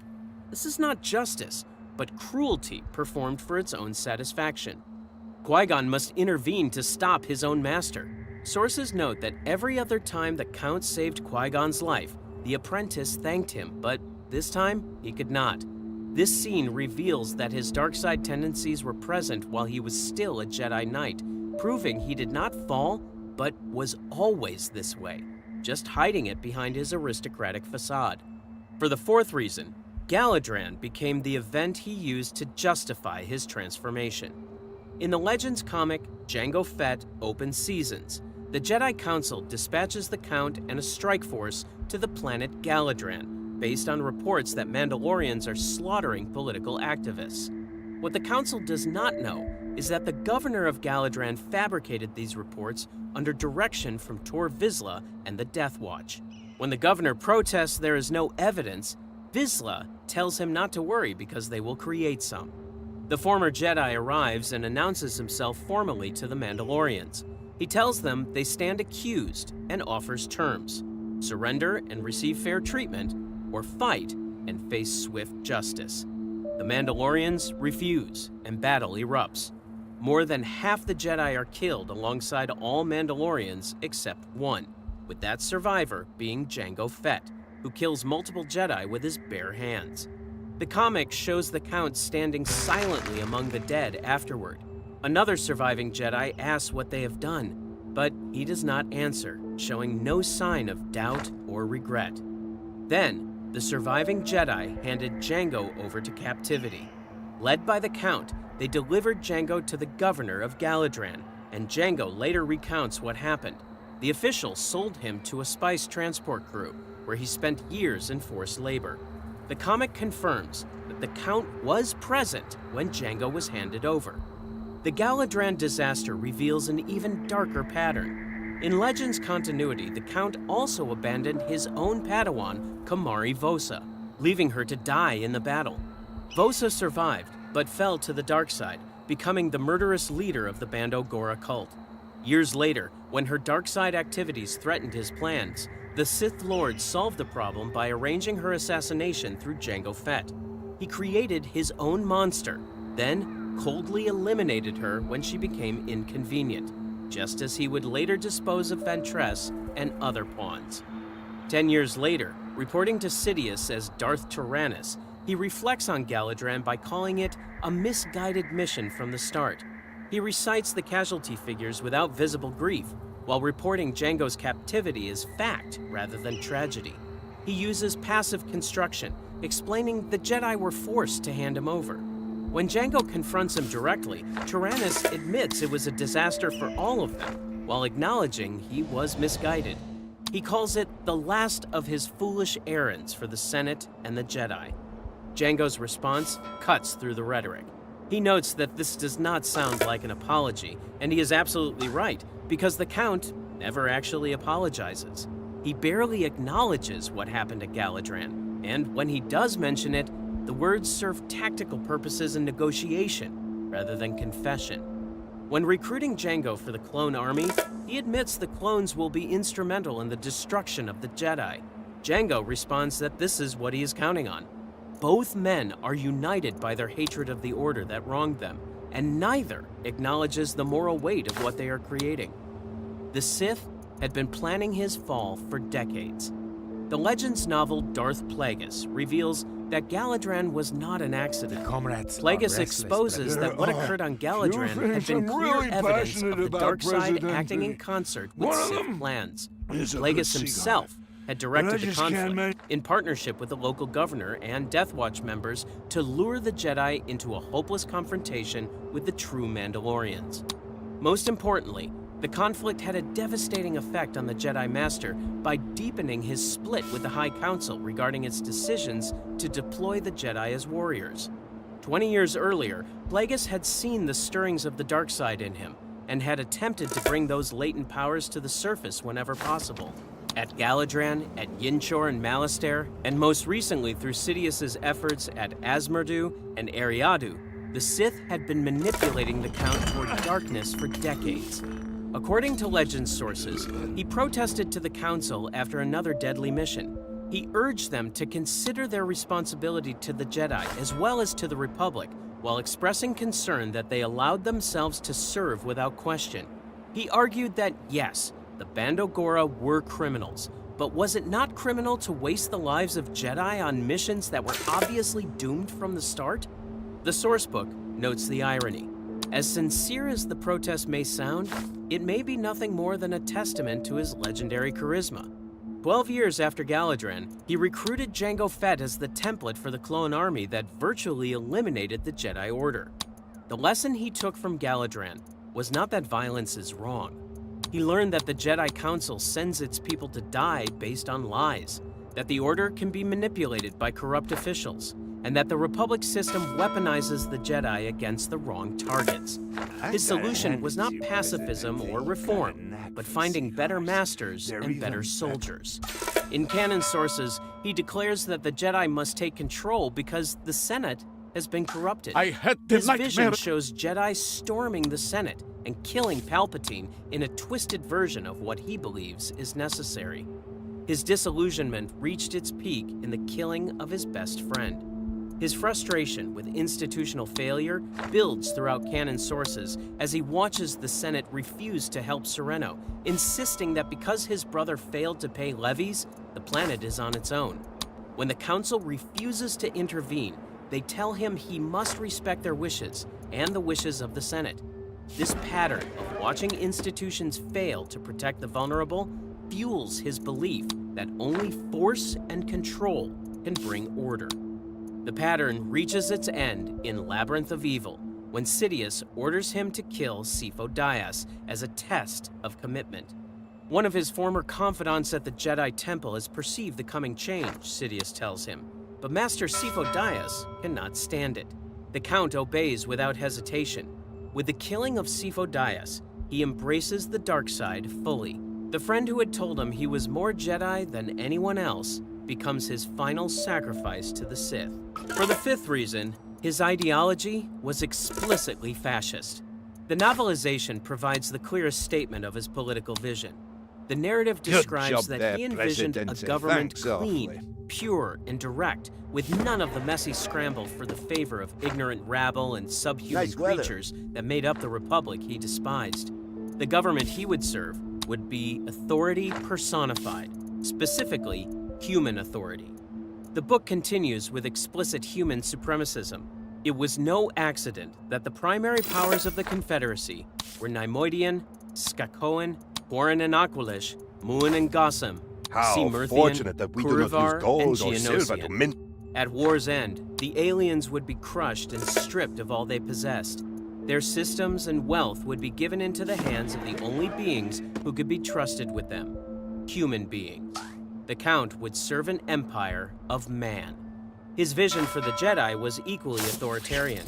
He would destroy the Order to create it anew, not shackled by the corrupt, narcissistic, shabby little beings who called themselves politicians. Instead, they would be free to bring true authority and true peace to a galaxy that badly needed both. An order that would not negotiate or mediate, but simply act, imposing his vision of proper society on a galaxy he viewed with aristocratic contempt. The Sith Lord believed one powerful man could solve everything. Legend sources document his authoritarian impulses throughout. He tells Palpatine that one man should be able to make a difference if he is powerful enough, while suggesting perhaps disbanding the Senate entirely for a period of time. He believes the Jedi could fulfill ancient prophecies on their own if they were willing to unleash the full powers of the Force. Sources provide his Sith ideology directly. To know the dark side, one had to be willing to rise above all morality, to throw love and compassion aside, and to do whatever is necessary to bring about the vision of a world brought under control, even if that meant taking lives. His contempt for democracy appears throughout the sources. In the novelization, the narrative explains that a man of such heritage and principle could never stoop to be lord of a garbage heap, chief of a horde of scavengers squabbling over scraps. The Republic, to him, was nothing more than this. His criticism of the Jedi was never that they were too authoritarian, but that they were not authoritarian enough to impose proper order.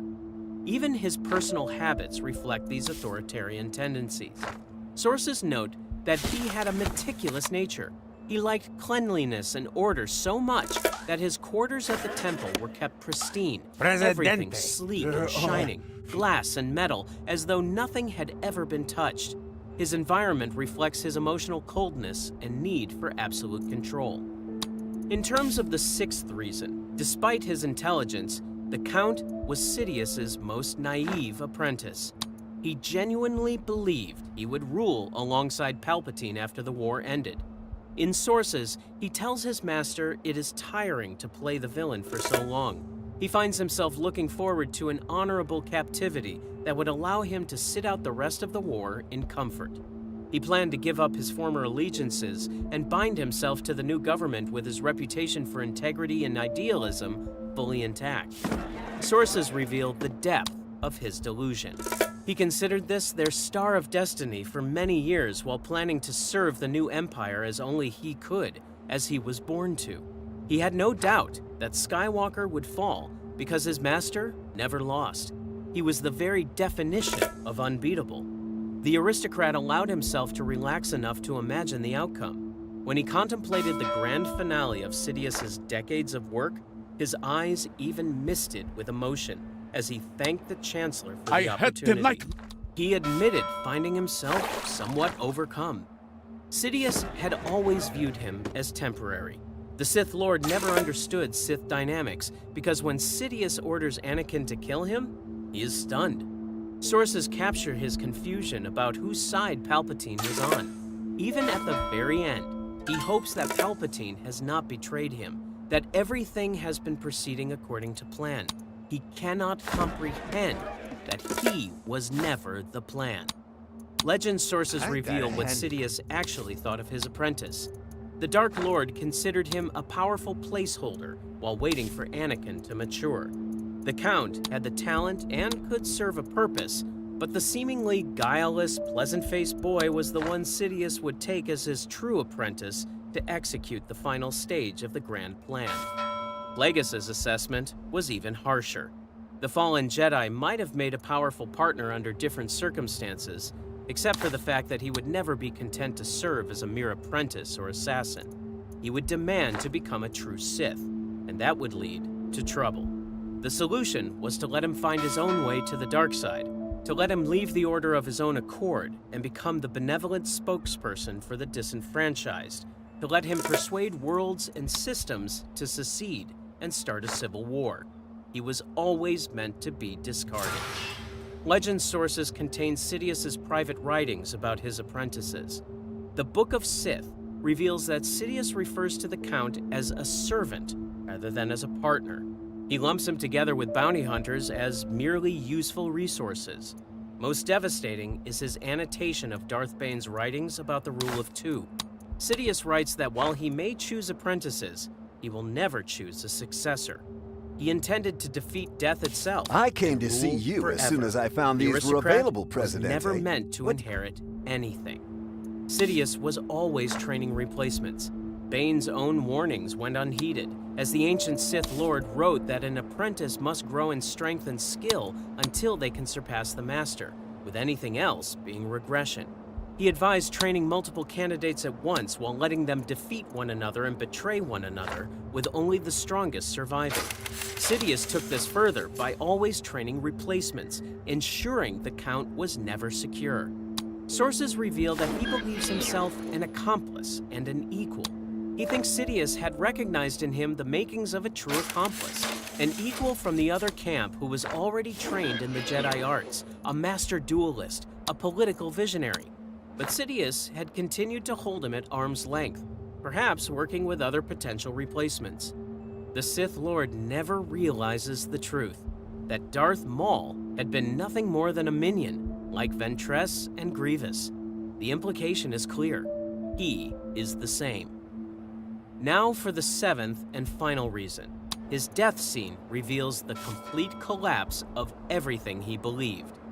The novelization shows how he does not understand what is happening until he hears Palpatine praising Anakin. He hears Palpatine's voice and realizes that his doom is approaching. From then on, the aristocrat understands that everything has been going to plan, just not his plan. This had been a Jedi trap, really but the Jedi were not the President. target, but the bait. He realizes he was always just a tool. As he looks up at Anakin Skywalker for the final time, he knows he has been deceived for many years. He has never been the true apprentice or the heir to Sith power. His whole life becomes meaningless in that moment. All his victories, all his struggles, all his heritage, all his principles and sacrifices, everything he has done and owns and been, all his dreams and grand vision for the future empire and the army of the Sith, have only been a pathetic sham. All of them, all of him, add up only to this. He has existed only to be the victim of Anakin Skywalker's first cold-blooded killing. After the lightsabers cross at his throat, the Count finally meets his end. The man who categorized all beings as either assets or threats realizes in his final moments that he was neither. His decades of combat experience and mastery of swordplay become irrelevant. His wealth, political influence, and aristocratic background mean nothing. The irony is that those closest to him saw the truth. Rael Averross, one of his former apprentices, told him the truth years earlier. He explained that the light is not chosen because one wants to win, but is chosen because it is the light. Lorien Nod's prophecy to young Dooku also came true. Lorien told him he would never be a Jedi, and neither would he. The Count would never be a great Jedi Master. He dismissed this at the time, thinking he would let Lorien have the last word because why not, since he had the career while Lorien had nothing. But Lorien was right. Count Dooku was not a tragic figure corrupted by the dark side, but a man who never developed the capacity for genuine human connection. He saw all beings as tools or obstacles, dressed his hunger for power in noble rhetoric, and died discovering that the master manipulator had been manipulated from the beginning. The story he told himself about principled idealism was always a lie that even he, in his weaker moments, only almost believed. The sources make clear that his path was not a fall, but a revelation, as the Sith did not corrupt him, but simply offered permission to be what he always was. In canon sources, Master Costana worried that his innate darkness was merely waiting for an outlet. Even Yoda later reflected that the Count's embrace of evil was a choice made, not something Sidious forced upon him.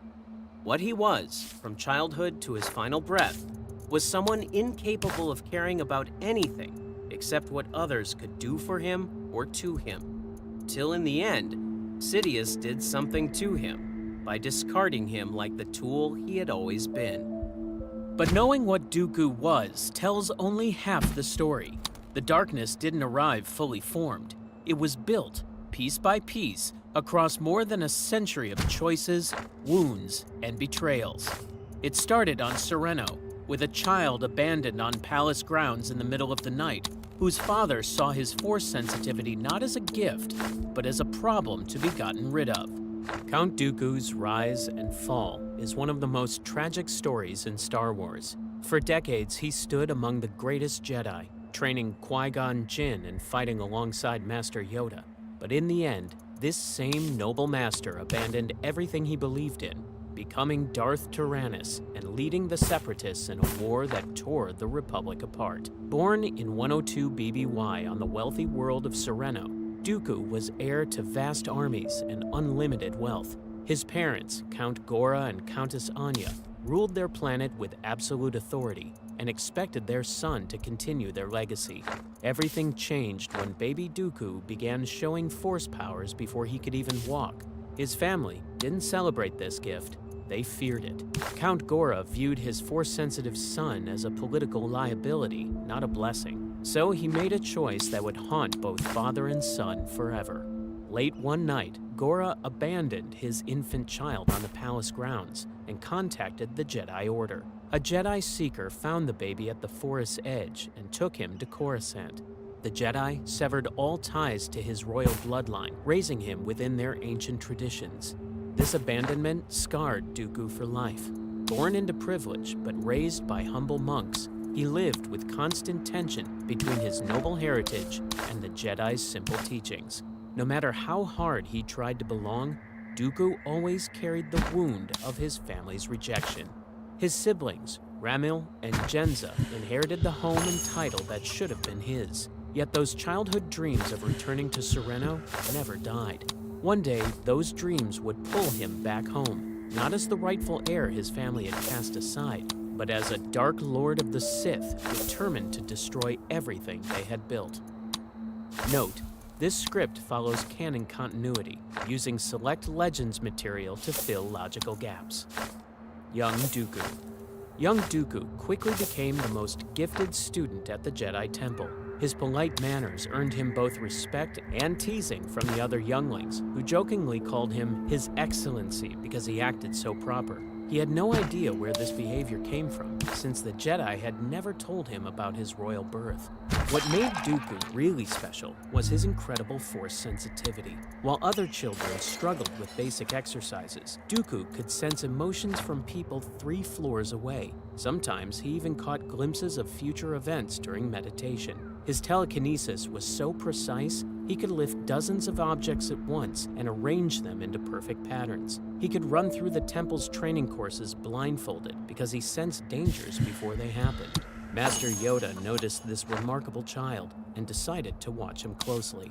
Even as a child, Dooku's mind worked differently from his peers. Late at night, while other students slept, he would sneak into the restricted archives. Surrounded by ancient scrolls and holocrons, he filled secret journals with questions about things others took for granted. This pattern of questioning authority would define his entire relationship with Jedi rules. His first real friendship was with another outcast student, Sifo Dyas. This pale, sickly boy was cursed with an unusual gift. Without warning, Sifo Dyas would sometimes collapse, his eyes rolling back as visions of possible futures flooded his mind. Other children found these fits frightening and avoided him.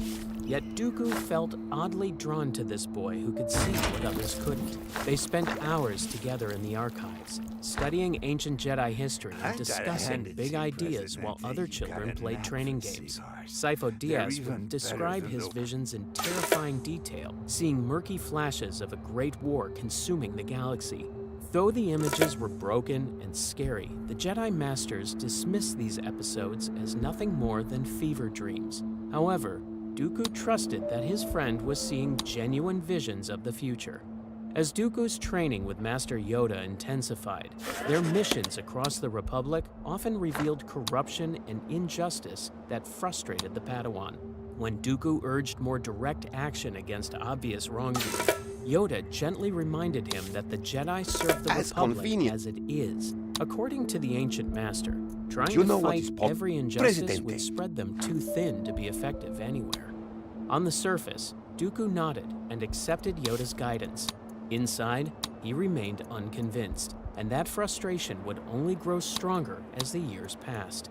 Around 90 BBY, when Dooku was about 12 years old, something important happened that would deepen his connection to his lost family. He went on a mission to Sereno during the planet's Festival of Light, where Master Yoda had been assigned to settle a fight between noble houses and brought young Dooku along for the experience. Walking through the capital city's streets during the festival, Dooku found himself drawn to the massive Castle Sereno that ruled the skyline. He stood mesmerized, staring at ancient towers that seemed familiar despite never having seen them before.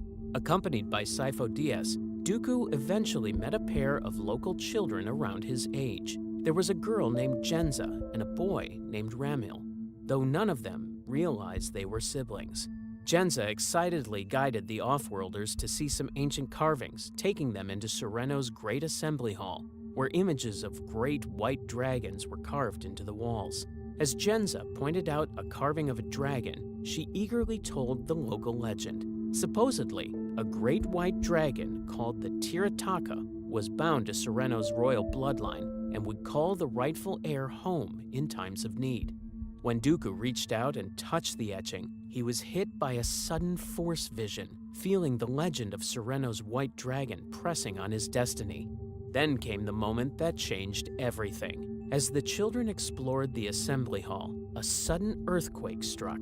The stone ceiling began to collapse, and Dooku, Jenza, and Ramil became trapped under the falling rubble. Instinctively, young Dooku thrust out with the force, straining to hold up the debris. But he couldn't do it alone. At the last second, Master Yoda arrived and added his powerful strength. Together, Master and Apprentice held back the wreckage and flung it aside, saving all three children from being crushed. Count Gora rushed in to investigate the noise, and his reaction was explosive. He instantly recognized Dooku as the son he abandoned years ago. In a fury, Gora revealed the boy's true heritage then and there. The revelation left Dooku completely devastated. He had finally found his family, only to learn that his own father saw him as a monster. Nearby, Jenza and Ramil stared at him in equal parts awe and fear, unsure how to even speak to their suddenly discovered brother. In that horrible moment, the white dragon from Dooku's dreams finally made sense. It had been the Tirataka calling him home, a vision calling him to a home that would never truly accept him. Late that night, Dooku sat alone in his quarters, pouring his confusion into his secret journal by candlelight. His pen scratched out painful questions. Why did the Jedi forbid family connections when being torn from family had caused him such pain? His father's angry face hovered in his memory, the rage and fear in Count Gora's eyes upon realizing his forsaken son had returned. By his mid-teens, when Dooku was formally taken as Yoda's Padawan, he bore emotional wounds far deeper than any training injury. He knew exactly who he was and where he came from. Thought sadly,